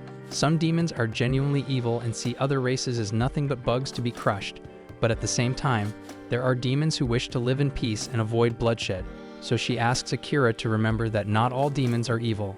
After a short time, they reach the floor where Emilia is being kept, and the second they arrive, Leia throws up a barrier around both Akira and Emilia. Oram blinks in surprise because he wasn't expecting Akira to make it this fast, but Akira, dead serious, says he's here to take Emilia back. Oram just laughs and asks how exactly he plans to do that when he's about to die. So without waiting another second, Akira lunges in for a surprise attack, but Oram effortlessly parries the blow and starts forcing him back, slicing at his limbs every so often. It's clear he's just playing with Akira, fully aware that he holds the power advantage, but Akira still has one ace left to play. He triggers his shadow magic and uses the blood pooled on the floor to summon shadow beasts into the fight. Caught off guard, Oram is swarmed by the creatures, and that gives Akira the opening he needs to close the distance and slash up both Oram's arms and legs, leaving him brutally wounded. As a desperate move, Oram summons all the labyrinth monsters under his control and sends them charging at Akira, who's still reeling from the strain of using shadow magic. But just before the monsters reach him, Leia casts a reversed spirit barrier around Akira, bouncing their attacks right back at them and wiping them out. Now, Oram has nothing left and every option is gone, and he's completely at Akira's mercy. And even though Akira knows the logical thing to do is finish him off, he hesitates since Oram looks too much like a human. That moment of doubt ends up costing him because he waits too long, and it gives Oram superior enough time to arrive, so Akira's heart sinks. He barely survived a fight with a third-rate demon, and now he's standing face to face with a second-rate one, and he has no idea how he's going to survive this. Knight quickly warns Akira that under no condition should he take on the demon head-on. It's clear this one operates on an entirely different level, and if Akira wants to survive, he needs to be smart about every move. The demon sees that Oram is already down, so he casually hurls him across the room with a flick of his power to get him out of the way. Then, without a moment's hesitation, he lashes a ribbon around the entire group and shatters the barrier Leia had set up like it was nothing, leaving her stunned at how easily he ripped through it. She scrambles to her feet, ready to throw up another, but Akira quickly tells her to stop because it's far too dangerous. The demon agrees that backing off is the wise move, claiming he's not after her anyway, and his target is Emilia. A split second later, a ribbon slams into her and sends her crashing into the wall. Akira bolts to her side, but the demon casually tells him not to panic because she's still breathing, just paralyzed for now, so she won't be a problem. Akira shoots him a death glare, And even though he's burning to retaliate for what he did to Amelia, he knows picking a fight now would be suicide. So instead, he starts plotting a way to bail, but Mahiro sees right through him, and since chasing someone through the dungeon sounds like a pain, he seals off every escape route. So now Akira's boxed in, forced to stand his ground, but the problem is that he already tapped into his shadow magic once, and he's running on fumes. And with how overpowered Mahiro is, there's no way hiding his presence will do any good. Then out of nowhere, the demon asks Akira if his family name is spelled the same as Oda Nobunaga's, or if the kanji are different. The question hits Akira like a brick, because the only way Mahiro could know something that specific is if he's Japanese too, and he confirms it. He introduces himself as Abe Mahiro, saying his path here was a bit different from Akira's, but he's also from Japan. He admits it would have been nice to meet under better conditions, but right now his mission is to capture Amelia, and if Akira stands in his Dan way, he's going to have to kill him. Mahiro then activates his power and fires off a barrage of energy blasts, and Akira does his best to dodge, but Mahiro's in complete control of them, so one curves midair and slams into his shoulder. Dodging won't save him anymore, so Akira tries to close the gap and go in with his swords, but he's not quick enough to land a hit, and Mahiro fires another wave at him. Evading again would be pointless, so this time Akira activates a restricted version of his shadow magic, letting the energy disperse across his body instead of tearing through it. Mahiro looks intrigued because he's never seen magic like that before, but what he doesn't realize is that Akira's mana is nearly drained, which means he can't unleash it at full capacity. That's when Night finally calls out to him, saying she's managed to recover a bit of her strength and is ready to jump in. Mahiro recognizes her immediately and asks if she's actually turning on them now, and she confirms it without hesitation that she has no plans of ever going back to serving the Demon Lord. Then using their mental link, she tells Akira that he needs to break their contract right now. Akira's completely lost, and he doesn't understand what she means, so Night explains that she's got a way to bring Mahiro down for good, but it'll cost her life, and as long as their bond is active, Akira dies too. She begs him to cut the contract so she can give up her life for his, but he shuts that down on the spot. Mahiro notices they're having some kind of silent conversation. He could easily interrupt and go for the kill, but curiosity gets the better of him, so he decides to wait and see what they're plotting. Akira tells Night that back when it was just him, he thought there was no chance of winning, but now that she's with him, they might actually stand a chance, so there's no way he's letting her throw her life away. Night warns him again that there's no certainty they can pull this off, and this plan is a gamble, but Akira says he'll take that gamble if it means she gets to live. Night hates that he's willing to put himself at risk for her, but she respects his call, so she taps into her remaining energy and begins to transform. As a brilliant golden light fades, Akira is stunned to see her take on the exact appearance of Captain Saren. In this form, she can wield all of Saren's abilities, but the clock's ticking, and it won't last long. She tells Akira they need to wrap this up fast, and without wasting a second, she summons Saren's signature spell, a massive hammer of light that materializes in the sky, forcing Mahiro to throw up a defensive shield. The brilliance of the light also empowers Akira's shadow magic, so he coats himself in darkness to boost his offense and rushes in for the strike. Night charges in too, hammering Mahiro with relentless attacks. The pressure builds and Mahiro starts to falter under the non-stop barrage. That's when Akira lands a clean slash across his back.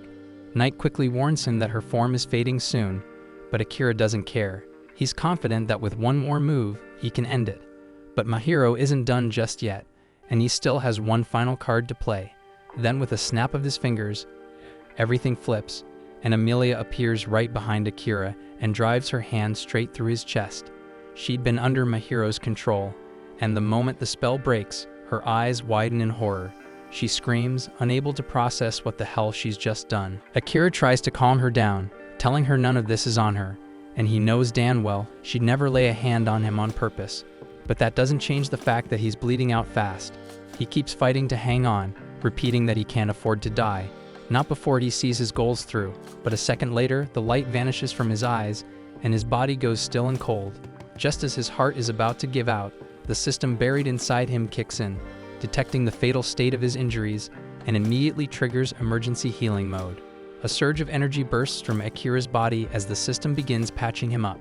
Mahiro notices and rushes in to finish him off, but the system has already thrown up an unbreakable barrier, so his follow-up strike can't even scratch it.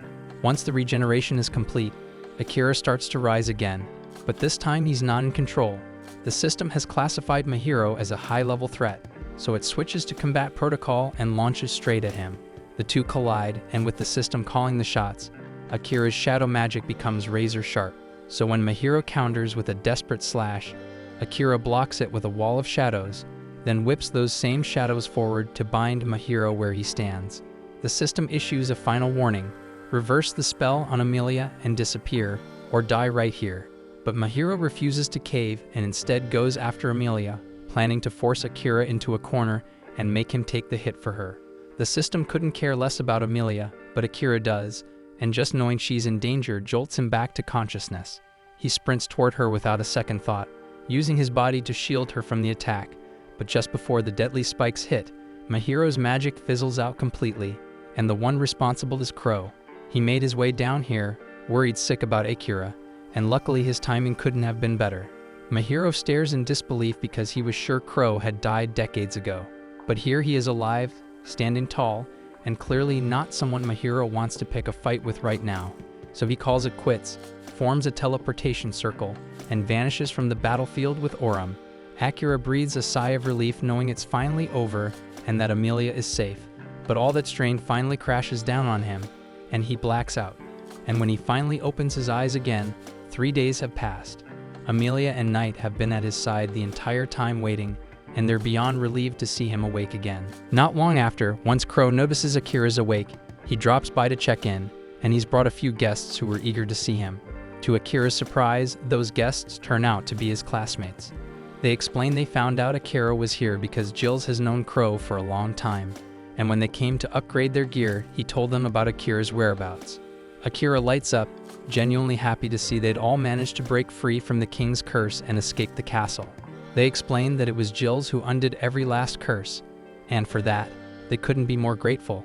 Speaking of Jills, Akira asks if he's really allowed to be here, considering he might get in trouble for ditching his post. But Jills shrugs it off, saying there's nothing to worry about since he got kicked out of the Knights already. The king decided the order was getting in his way, so he disbanded them all together, and honestly that's exactly the kind of move Akira expected from him.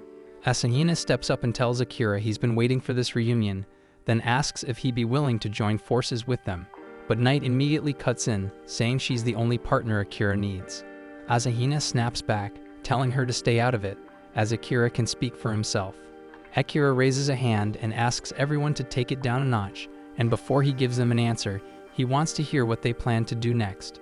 Tsukasa explains that they've been thinking about going after the Demon Lord soon, but Knight scoffs at that, flat out saying they're nowhere near strong enough to pull that off. Yuki doesn't take the insult lightly and demands to know why Knight's been riding them so hard. Akira actually agrees with Knight's assessment, and they're still too weak for something that reckless, but her attitude isn't helping right now, so he politely asks her to step outside for a minute while he finishes the conversation. Once Knight leaves, Akira turns back to the group and asks why they're even planning to go after the Demon Lord. Tsukasa explains that if they pull it off, their influence will skyrocket, and they might finally have enough leverage to negotiate with the King of Redis, maybe even get him to send them home. After all, if he summoned them, there must be a way to reverse it. On paper, it sounds like a plan, but Akira's not buying it. For one, what gave them the impression that they could reason with a man who mind-controlled a bunch of kids and murdered Saren just to chase his own selfish goals? And even if the king does have a way to send them back, Akira refuses to make any deal with someone who sacrificed hundreds of innocent lives just to drag them into this world. At that point, the others ask Akira what his own plan is, since he must want to return to his world too. Akira explains that the demon Mahiro can create teleportation circles, so there's a chance he knows something that could help them get back. Akira intends to break into the Demon Lord's castle one day and force him to talk, but before any of that, he has to settle the score and avenge Saren's death. After that, he'll do whatever it takes to make it home, but hearing those words hits Amelia hard. She wants him to succeed more than anything, but she also doesn't want to be left behind. The emotions hit all at once, and she quietly leaves the room to clear her head, and Akira follows after her. He finds her standing at the cliff's edge overlooking the water. Amelia admits she's always known they'd have to part ways someday, but that doesn't make it any easier to face. There's something she needs to confess, and Akira immediately tries to tell her she doesn't need to apologize for what happened in the dungeon, as it wasn't her fault because Mahiro had taken control of her. But that's not what she means. Hurting Akira tore her apart, but for just a split second, a twisted part of her felt relief because if Akira really died by her hands, he would never forget her. The idea that he'd go back to his world and eventually erase her from his memory scared her more than anything. She knows it's a horrible thought, and Akira doesn't really know how to respond to it, but what he does know is how he feels about her. He tells her that in his world, when two people vow to spend their lives together, they wear rings on their fourth fingers. He doesn't have a ring, but instead he gives Amelia his sword and uses it to carve a ring around his own finger. Then he looks into her eyes and tells her he loves her, and if she's willing, he wants to be her partner for life. Amelia's heart practically bursts with joy, and she tells him she loves him too, and with tears in her eyes, she makes the same cut around her own finger to match his, sealing their vow to stay together. Akira gently takes her hand and asks if there's anything she wants from him, so Amelia holds on to him and says all she wants is for him to promise that he won't die, he won't forget, and he'll never leave her behind, and Akira swears he'll do everything he can to keep those promises. And as the sun breaks over the horizon, the two share a kiss that marks the start of something beautiful. Over at Crow's house, Tomoya briefs the group about a local festival happening in a nearby village, casually brings up the annual beauty pageant it's known for, but there's a sinister catch. Every year, the winners mysteriously disappear after the event, and because of that shit, talk of an underground trafficking ring has been swirling around. The crew figures the rumors might hold some truth, and if they can bust the ones behind it, they'll finally earn some real respect from Akira. So the following morning, they all head out toward the city of Mali, and with Amelia eager to dive into the festival food and excitement, Akira decides to come along with the rest of the team. Once they arrive, Amelia lights up with excitement at the idea of joining the contest. Thinking there might be food as a prize, and knowing how hyped she is, Akira quietly keeps walking so he doesn't ruin her mood. On the way to sign-ups, they stumble into a scene where a girl is shouting at the receptionist, accusing them of being racist. Curious, Akira asks what's going on, and the girl explains that demons are banned from competing. He's caught off guard when she casually reveals she's a demon herself, but she doesn't seem the least bit bothered by it. Knight instantly recognizes her, and the girl casually introduces herself as Laddie. After hearing she's a demon, Akira tries checking her stats, but nothing shows up. Out of nowhere, Laddie grabs his arm and begs him to help her get into the contest, leaving him stunned. Amelia, not thrilled with another girl clinging to her guy, jumps in and pulls them apart. She flashes her medallion to register herself, and the moment the receptionist spots it, she immediately realizes Amelia's an elven princess. Amelia is clearly pleased to be getting the respect she thinks she deserves, but then she turns and glares at Akira for letting another girl get handsy, so he tries to explain that Laddie just clung to him out of nowhere. And after igniting jealousy in Amelia, Laddie keeps arguing her case with the receptionist, pointing out how every other race is allowed, just not demons. Seeing how determined she is, Amelia admits Laddie doesn't seem like a bad person. So Akira steps up and says he'll take responsibility for her, and with Amelia's approval, the receptionist agrees to let Laddie enter under her name. Laddie thanks him, then suddenly recognizes Knight, so Knight mentions that he's now under contract with Akira. When Akira asks how they know each other, Knight says he'll explain later because there are still a few minutes left before the contest starts. Laddie then invites both Akira and Amelia to check out the rest of the festival with her, and they agree to tag along. Not long after, Laddie is already out in front of the crowd, hyping herself up and handing out autographs like a pro. Knight watches with a smirk and tells Akira that Laddie's just on a different wavelength altogether, while Amelia comments that for a demon, she actually seems pretty decent. Not far off, a few girls suddenly spot Akira and start whispering excitedly, calling him the Silent Assassin. He's completely lost on where that title came from, but Crow fills him in that it's the name people gave him after he used his shadow skills to fend off the monster horde and save the city. As a reward for that, Crow presents Akira with a yellow adventure medal, saying the guild officially bumped up his rank. Akira doesn't really care about that stuff, but Amelia chimes in, saying she's at silver rank and his sister Kilika's already gold. The other students around him also mention their yellow rank now, letting Akira know they got his back if he ever needs backup. Right then, Laddie calls out to Amelia and waves her over to try some snacks, so she eagerly heads off. Akira quietly tells Knight to tail her, just in case someone shady tries anything. He then wonders how Amelia got so chummy with Laddie so fast, so Crow points out that the trip to Mali took 2 full days, and they probably bonded somewhere along the way. Akira then asks what brought Crow to the festival in the first place, so Crow gets serious and brings up his late sister. He explains that all this time, he never tried going after Graham for revenge, not because he didn't want to, but because he knows he's not strong enough anymore, and his fighting ability has slowly faded over the years. Akira finds it hard to believe because Crow still looks like a beast, but Crow explains that beastmen can grow older without showing much on the outside. Graham, on the other hand, always surrounds himself with elite bodyguards, and Crow's honest enough to admit he wouldn't stand a chance against them now. He also reveals that Graham has a long reach, and he's likely the one who leaked Amelia's location to the demons when she was captured by Oram. Finally, Crow tells Akira that the only reason he saved him in the Beast Labyrinth was because he wanted Akira to owe him, so if he hadn't stepped in, Akira would die down there. Then he drops his real request, and it completely blindsides Akira. He's so shocked, he can't even speak, but Crow calmly tells him to think it over and give him a real answer later. At that moment, Jills walks up to remind Crow that they need to finalize their lodging plans, and Crow casually tells Akira that the main part of the festival's just about to start. Later at the arena, Akira and the students settle into a VIP room overlooking the contest stage, courtesy of Crow's connections. Knight looks thrilled about the special treatment, while Asahina nods in approval, thinking it's a smart move considering how famous Akira's become. But despite the perks, Akira sits quietly, deep in thought, even as the event kicks off outside. Eventually, Amelia's name is called, and the moment she steps on stage, the crowd erupts because her charm and presence are an instant hit. She throws a wink in Akira's direction, and even he admits she looks stunning.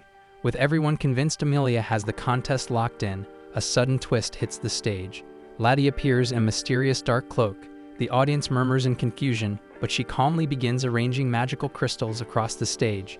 In a flash, the crystals trigger a grand entrance, bursting into lights and illusions that reveal Laddie's true contest dress in dramatic fashion, and the crowd goes wild.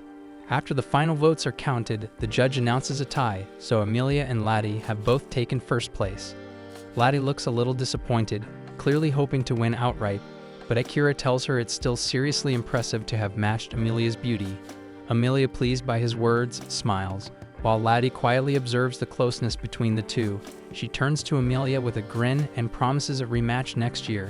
Knight, however, steps in and warns Laddie she might be pushing her luck with how much attention she's attracting. Laddie shrugs it off, saying she doesn't care because she ran away because she's still angry at her father. That catches Akira's attention, so he gets curious and asks Knight who her father is. Knight sighs and finally spills the truth that Laddie is the Demon Lord's daughter, and the room goes dead silent. Meanwhile, watching from a distant location, Graham keeps his eye on the group through a surveillance feed. One of his guards asks if they should intervene, but Graham declines and says that there's no need for them to step in directly. Instead, he orders his smaller forces to move in, boasting that unlike the demons, he'll capture Amelia his own way. Later on, Akira finally manages to scan Laddie using his world eye, and what he sees stuns him because her stats are way beyond anything he expected. Amelia casually mentions that she always had a feeling Laddie was insanely strong, and reminds Akira to make use of the World Eye anytime something feels off. She also reminds him to always use the World Eye whenever someone shady shows up. Akira nods, knowing she means well, but behind his calm face, his mind is somewhere else. Every time he uses that cursed skill, it brings up disturbing visions of his dead classmates. Right then, Jills and Crow show up to let everyone know they found an inn. Jills pauses and asks if he should book a separate room for Laddie, but she shakes her head and says she'll sleep outside. She explains that it's better that way because her demonic aura might end up scaring the other guests. Amelia nods and tells her to meet up tomorrow so they can collect their beauty contest prizes together. At night, Akira wonders aloud why they have to wait until tomorrow to claim the rewards, so Tsukasa chimes in, saying the contest organizers weren't fully prepared to hand them out yet. And when Akira asks how he knows, Tsukasa reveals that he actually entered the men's division and won it with barely any effort. While he was up there, he noticed the staff scrambling, clearly unprepared for the awards ceremony. Thinking about the reward, Amelia immediately assumes it's going to be some kind of delicious meal. After that, the boys head off to take a bath before bed. As they leave, Amelia turns to Akira and asks if he wants to bathe with her, but he reminds her that he's not allowed in the women's section. Right then, Crow stops Akira to remind him not to forget their earlier conversation, and Akira gives him a small nod, but doesn't say anything. Seeing that hesitant look on his face, Amelia gets serious. Without warning, she drags Akira into their room, pushes him down onto the bed, and insists he needs proper rest because he's been pushing himself non-stop lately. Akira tries to brush it off, saying he can go a few days without sleep, but Amelia isn't having it. She puts him to sleep with a forced sleep spell, whether he likes it or not. Once she steps outside, Crow is already waiting, and he can't help teasing her for being so aggressive. Amelia shoots him a glare and demands to know what kind of twisted ideas he planted in Akira's head. Crow calmly says all they did was talk business, but Amelia isn't convinced and warns him not to pressure Akira into doing things he doesn't want to do. Crow replies with a smirk, reminding her of what happened in the labyrinth, how Akira failed to kill Oram. He asks whether Akira hesitated because of his own values or because someone else stopped him. Amelia refuses to answer and just tells Crow that Akira has the right to live however he wants, and no one, not even Crow, has the right to change that. But Crow calmly assures her that he never intended to force anything and the decision is Akira's alone. Still, he adds, when the moment comes, Akira might end up abandoning those ideals and killing if it means protecting her. Amelia freezes because the idea that Akira might kill someone for her sake shakes her deeply. The following day, everyone sets out for the awards ceremony. Laddie wonders aloud where Akira is, and Amelia casually replies that he's passed out cold back at the hotel, so there's no need for him to tag along since it's just a formality. Meanwhile, Tsukasa quietly tells Asahina they should stay sharp because it's highly likely the traffickers will strike during the event. And with Akira out of the picture, they actually feel a bit relieved, thinking this might be their shot to finally step up and prove their own worth. After a short walk, they arrive and find themselves puzzled as to why an awards ceremony is inside such an old, creepy-looking building. As the group waits inside for the tournament staff to appear, a squad of masked men suddenly storms in. When the intruders ask for Amelia by name, she narrows her eyes, suspicious, so they announce they're here on Graham's orders to bring her in. But Amelia scoffs at the idea, snapping that she'd never stoop so low as to join a pathetic coward like him. Even though she clearly wants no part of it, the masked group doesn't back off, and they prepare to fight. Without a second thought, Amelia conjures crushing spheres of dense gravity that slam into them, pinning them to the ground. She then grabs their leader and demands answers, but he stays silent at first. But after a bit more magical persuasion, he spills that Graham had been snatching up former tournament champions, gutting them for their organs, and selling them off like merchandise. And even though whispers of this horror spread, the filthy noble always managed to bury the truth with bribes and hush money. Hearing that Graham planned to sell her like livestock makes Amelia boil with rage. Fuming, she tightens her grip on the magic spheres, ready to crush the entire squad to paste. But just as she's about to finish them off, Laddie rushes in and yells for her to stop. She tells Amelia that even scumbags like these probably have their reasons, their own twisted stories that led them here. In Laddie's eyes, being strong or weak doesn't define someone's worth, and every fighter deserves a fair shot, so she declares with conviction that she won't let anyone die right in front of her. Unbeknownst to them, Akira is silently witnessing everything through telepathic vision since Amelia's sleep spell accidentally linked their minds. Then Laddie tells Amelia she can do whatever she wants when she's not around, but while she's here, she'll protect everyone no matter who they are. From afar, Akira quietly agrees because he never wanted to see Amelia kill someone with his own eyes. Deep down, he's grateful that Laddie stopped her, but at the same time, he wonders if the roles were reversed. If one day he was the one forced to kill, how would Amelia look at him then? Later that same day, Akira finds a quiet moment alone with Gilles and asks how he knows Crow, so Gilles explains that his mom used to train under Crow, but the regimen was too intense for her, and over time, it broke her, and she eventually lost her mind. And with his father already gone, Crow stepped up and raised him. Gilles says Crow became more than just a mentor, so he sees him as a foster father, and he owes the man everything. He also makes it clear that he doesn't hold any resentment toward Crow for what happened to his mom, and Akira nods, saying that's exactly how it should be. He comments that Crow comes off as a decent guy and Gilles agrees, saying he's helped a ton of people, including Akira himself.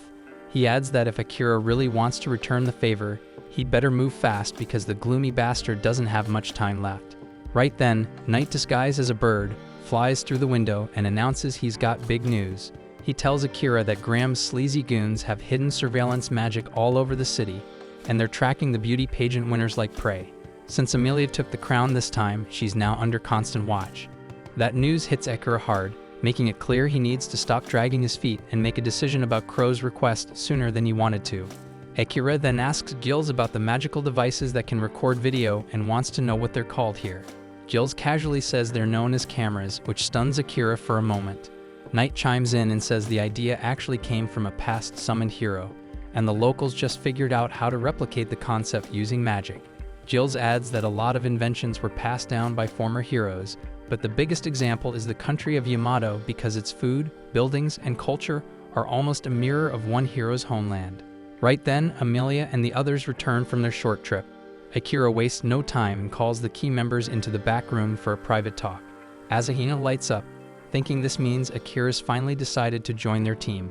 But instead of giving an answer, Akira turns to him and Tsukasa, asking if they brought him to this city knowing the winners of the pageant were being abducted.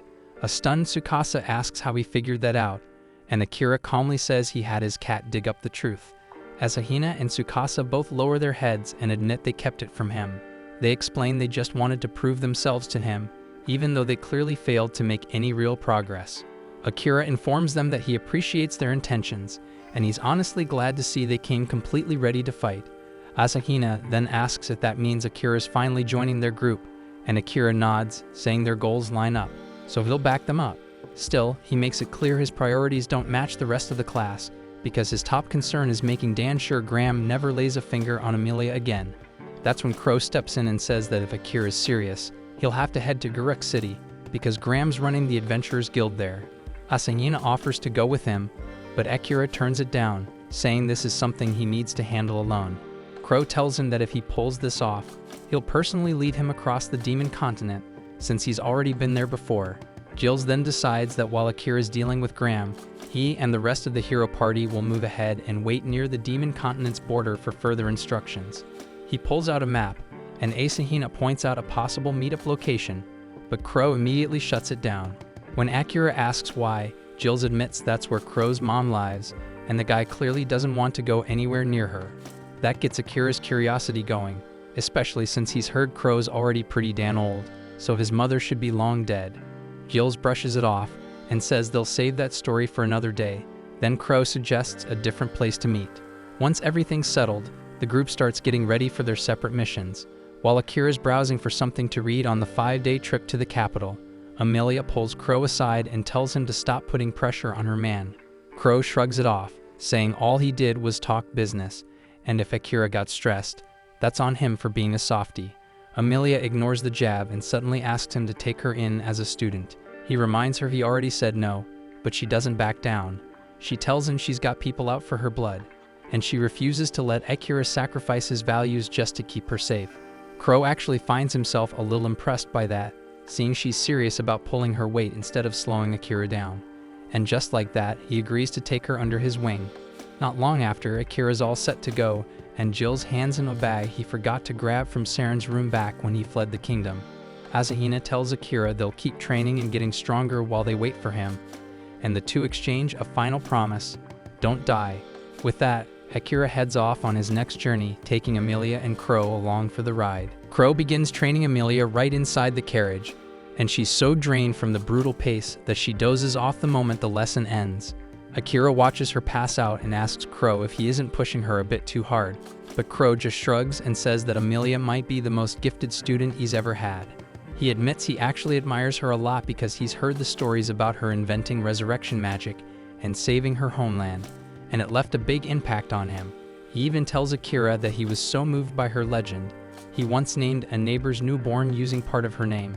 Akira immediately connects the dots that Crow's talking about Princess Leia, and Crow confirms it. Then Akira asks why, if he respected Amelia that much, he was so cold to her earlier. Crow replies bluntly, she didn't live up to the hype, but after watching how well she's handled his lessons, his respect for her has started to return. He shares that the hero he once worked with used a spell that could instantly copy or nullify any magic used against them, and Crow actually managed to replicate it. Pulling off a feat like that requires total fluency in the ancient language, which is insanely hard to master. But Amelia is doing something even crazier. She's crafting an entirely new skill that lets her understand the ancient tongue on the fly. Akira comments that Crow must have been something else to learn it manually, and Crow says he just had time, lots of it. He explains that beastmen naturally live twice as long as humans, and on top of that, his mother drank some strange potion while pregnant with him, doubling his lifespan again, so Akira finally understands. But then Crow adds that his long life hasn't meant much, and if he can just get revenge for his sister, he'll be ready to die without regrets. Meanwhile, Knight is off on his own, snooping around the Adventurers Guild and poking into the local government just as Akira ordered. That's when he runs into Laddie, who's also wandering around with no real direction. The second she hears Knight is digging into something, she scoops him up and insists she's going to help whether he likes it or not. Back with Akira's group, they finally arrive in Uruk City, the capital of the Beastman Kingdom. Crow tells Akira he'll go handle the inn arrangements and asks him to take Amelia out for some sightseeing in the meantime. Akira protests, saying he doesn't know a thing about the place, but Crow assures him that Leia is already on her way. He tells Akira to meet up at the giant fountain in the city center by evening and encourages him to just relax and enjoy his free time. So Akira and Amelia head off to spend the day together, deciding to enjoy a casual date before Leia arrives. They then sample a bunch of different dishes and share a few wholesome moments before the Beast Folk princess finally arrives to show them around. She takes them on a calm boat ride, explaining that drifting along the river is the best way to experience the heart of the city. Once that's done, Leia leads them toward the royal palace and reveals that her father, the king of Uruk, has arranged an official banquet to honor the elven princess's arrival. While heading there, Akira takes a moment to thank her for saving their lives during the last incident, then asks if her barrier inversion skill was a modified version of Crow's inversion spell. Hearing that catches Leia off guard, and she quickly clarifies that her technique is just a twist on regular barrier magic, so it can still be broken if hit hard enough. Crow's inversion, though, is on a whole other level. His version activates instantly and can't be overwhelmed by any kind of magic or attack. She admits she did try to model her version after Crow's spell. That's when Akira mentions that Amelia is now training under Crow, and he figured Leia might have some tips to share. The moment she hears that Crow is actually teaching his inversion spell to Amelia, Leia totally loses it, then turns to Akira and blurts out that he's just as impressive as Crow. She even gushes about how badass he looked when he used his shadow magic to take down the demon, but Akira doesn't have the heart to tell her that he wasn't exactly in control back then. Before long, they reach the palace throne room, where the Beast Folk King personally welcomes Amelia and Akira.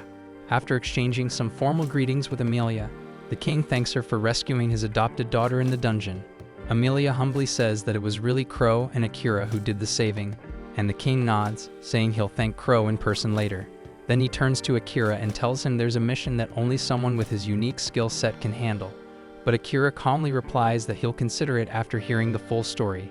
The royal guards tense up at his casual tone, but the king isn't offended at all. He straight up tells Akira that he needs someone eliminated, and in return, he'll guarantee Akira total protection throughout the country.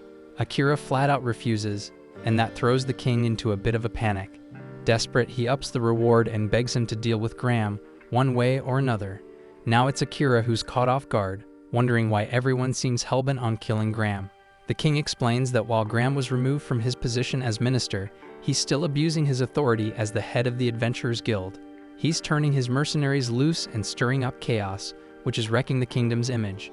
But Akira just looks at the king and tells him point blank that it sounds like his damn problem, not his. The king again promises Akira full protection within the kingdom, but Akira bluntly replies that he doesn't need protection from someone weaker than him, and he's strong enough to take care of himself. That ticks off the Royal Knight Commander, who snaps back, accusing Akira of not being as powerful as the rumors claim. Amelia instantly takes offense and gets ready to fight the commander herself, but Akira stops her, saying that proving his skills will shut everyone up faster. The centaur actually likes the sound of that and asks the king to authorize a duel between them, and despite Leia's protests, the king agrees, and the two men head for the arena to settle it.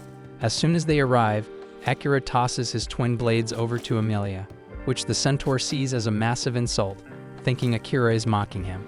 The second the duel starts, the centaur charges in from the side and hurls chunks of rock to force Akira back. But Akira dodges effortlessly, sidesteps the centaur's rapid assault, and manages to hook a rope around one of his hind legs. That alone doesn't stop the commander, and he yanks Akira in close instead. Akira ducks under the heavy axe swing and uses the nearby structure to leap straight at the centaur, ending the fight in an instant.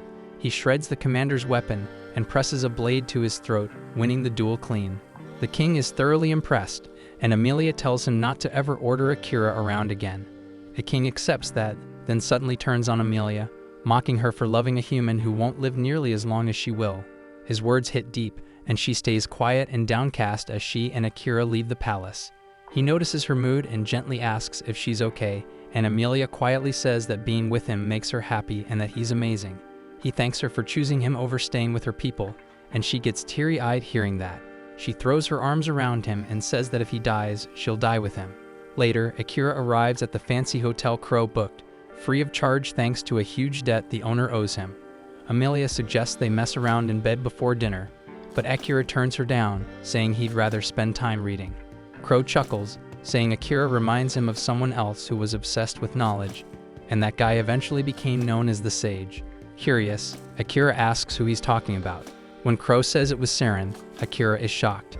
He admits he owes Saren more than he can say and swears he'll avenge him someday. That's when Crow tells him he can speed that up by taking on his request. Curious, Akira presses him, and Crow drops the bomb that Saren's killers were hired by the king, but the hit was arranged by Graham. Hearing that shakes Akira to his core, and for the first time, the thought of killing Graham himself starts to feel very real. Crow then reminds Akira that he'd already asked him once to eliminate Graham, and now more than ever, the reasons to go through with it have only stacked up. That immediately sets Emilia off, and she snaps at Crow to take it back, calling it downright disrespectful to Akira. But Crow just shrugs it off, saying the choice is Akira's, so he's free to walk away if he wants. Even so, he makes one thing clear: he won't help guide Akira through the demon continent unless the job gets done. Then he starts piling on the incentives, offering to repair all of Akira's gear at no charge, no labor, no materials. On top of that, he'll let him keep the tracking ring that points to whatever item he wants most. And as if that wasn't enough, he tells him that he is not obligated to return the favor for the rescue in the dungeon either. Emilia snaps at him to cut it out, but Akira signals her to stay quiet, telling her not to act like his damn attorney. He reminds her that this is his decision, and she doesn't need to stress over it. Emilia opens her mouth to preach about how killing is wrong, but before she can start, Akira tells her flatly that if Graham really is the reason Saren's dead, then he deserves punishment. And since Graham's now targeting Emilia too, wiping him out might actually be the smart move. Right after that, Crow insists he wasn't bluffing when he said the king had sent hitmen after Graham. Emilia argues that it doesn't matter, but Akira tells her once again to stay out of it. Crow keeps going with his report, explaining that Graham's surrounded by a crew of the strongest bodyguards on the entire continent, all juiced up on magic enhancers. These drugs turn average soldiers into demon-level monsters but strip away their free will. Crow warns that Graham could build an entire army of brainwashed beasts ready to fight demons head-on, and that's what makes him such a major threat. Akira figures that must have been how those assassins managed to take down Saren, and Crow agrees, saying not even someone like Saren could have handled a squad on those super serums. He urges them to deal with Graham fast, because the longer they wait, the worse it'll get. Graham's been smuggling slaves and shady goods to demons in exchange for rare materials only found on the demon continent. He uses those to make even more enhancers and grow his army even larger. That's when it finally hits Akira just how serious this whole thing is, and he walks out to think it over. Emilia quietly follows behind, clearly worried, while Crow sits back, already sensing that no matter what Akira ends up choosing, it's gonna hurt him, and the people closest to him either way. The following day, when Akira shows up to meet Crow, he looks visibly tense, like his mind's still caught up in heavy thoughts. That's when Leia arrives, and without wasting a second, she apologizes to Akira for what went down in the royal court yesterday. He assures her it wasn't her fault, even though he admits he was a bit irritated with the king. But Leia explains that she's really apologizing because she failed to stop her father from trying to rope Akira into his shady business. Crow perks up at that and asks if the king seriously asked Akira to take out Graham, to which Akira nods, adding that he already turned the job down. Crow scoffs, saying that if Graham's crimes were exposed to the public, it would stain the king's image. And if the king tried to deal with it officially but failed, Graham's influence would only grow stronger. So instead, he tried to use someone expendable like Akira to quietly eliminate Graham. Leia lowers her head again and apologizes to both of them, saying her father even disrespected Emilia. That's the first thing that actually makes Akira react, but Emilia brushes it off, saying it was so minor she barely even remembers it. Leia then asks for a proper chance to make up for it, by offering to show them around the city. And with a little push from Crow, they agree. Happy with their response, Leia also invites Crow to come along for the ride. As she leads Akira and Emilia through the lesser-known corners of the city, Leia quietly thanks Crow for having her back earlier. At one point, Amelia picks up on something and suggests that Leia and Crow split off from them, saying she wants a bit of alone time with Akira. Crow catches the hint and agrees without fuss, promising to catch up with them later. Once they're gone, Akira turns to Amelia and asks why she sent them off like that. She tells him straight that it's obvious Leia has a thing for Crow, so she figured she'd give her a little help. Akira is stunned, mainly because of the age difference, but Amelia shrugs, saying that for Beastmen, age really doesn't matter. Besides, she actually wanted a serious talk with him. She leads him to a quiet bridge and pleads with him to turn down Crow's offer. According to her, they can still make it to the demon continent without his help. She even brings up something Laddie once told her, that even so-called villains have their own reasons, and they don't all deserve to be killed for their past. Meanwhile, Laddie is still tagging along with Knight during his scouting mission. He can't believe she hasn't bailed yet, but she casually replies that she'll do whatever it takes to stay away from her father. Knight admits he knew they didn't get along, but he had no idea things were that rough. Laddie vents, saying that just because her dad's the demon lord doesn't mean he gets to rewrite the rules of the world. Knight's about to press her for more details, but Laddie suddenly spots an inn up ahead and instantly forgets what they were talking about. Curious, she heads straight for it, ignoring Knight's call for her to wait. Once inside the inn, Laddie casually orders some dry bread to munch on while striking up a chat with the receptionist. He asks if she's an adventurer looking to make some quick coin, and she nods, saying she's planning to try her luck in the capital. The receptionist warns her to stay alert because jobs that pay well in this city come with serious risks, and word is, even demons are mixed up in it. But Laddie shrugs it off like it's no big deal. The receptionist then suggests she stick to delivery runs to the human kingdom, and the pay might not be great, but they're way safer. Curious, Laddie asks for more details, and the guy explains that the guildmaster's been using adventurers for the deliveries instead of the usual transport companies, which probably means there's something fishy behind it. After leaving the inn, Laddie turns to Knight with a proud grin, asking what he thinks of her intel gathering skills. Knight's impressed, thinking she planned the whole thing out, and says they actually got some solid leads on Guildmaster Graham, but he adds that she would have nailed it completely if she hadn't left her autograph on the inn wall before walking out. Back in the city, Akira tells Amelia that while what Laddie said about understanding villains has merit, it won't change his mind. He explains that he'd already decided to avenge Saran long before he met her, and now he feels even more driven to take out Graham to keep her safe. Amelia tries to reassure him, saying she's been getting stronger and can protect herself just fine, no matter who targets her. But Akira's not buying it and says that turning down Crow's offer would feel like slowly rotting away, crushed under the weight of a revenge he's desperate to complete. With that, he ends the conversation and refocuses on the journey ahead. Meanwhile, Crow is leading Leah out past the edge of the city. She asks where they're headed, and he just tells her she'll see when they get there. Leah crosses her arms and pouts, complaining that he keeps treating her like a little kid. She grumbles that he never takes her seriously and won't even teach her inversion magic, even though he's been training Amelia. Crow explains that teaching her something like that could seriously damage her mind, and before she can even react, he announces they've arrived. They're standing in a vast field of red spider lilies, and Leah lights up with excitement because it's her first time seeing them. Crow tells her those flowers are actually from Akira's world, and a hero from a previous era must have brought the seeds over when they crossed into this one. Leah then reaches out to touch one of the flowers, but Crow gently stops her, warning that they're poisonous. He then shares that Akira once told him the red spider lilies symbolize death and the afterlife, which is probably why they look so hauntingly beautiful. That thought strikes a chord with hauntingly beautiful, and she softly asks why he brought her here.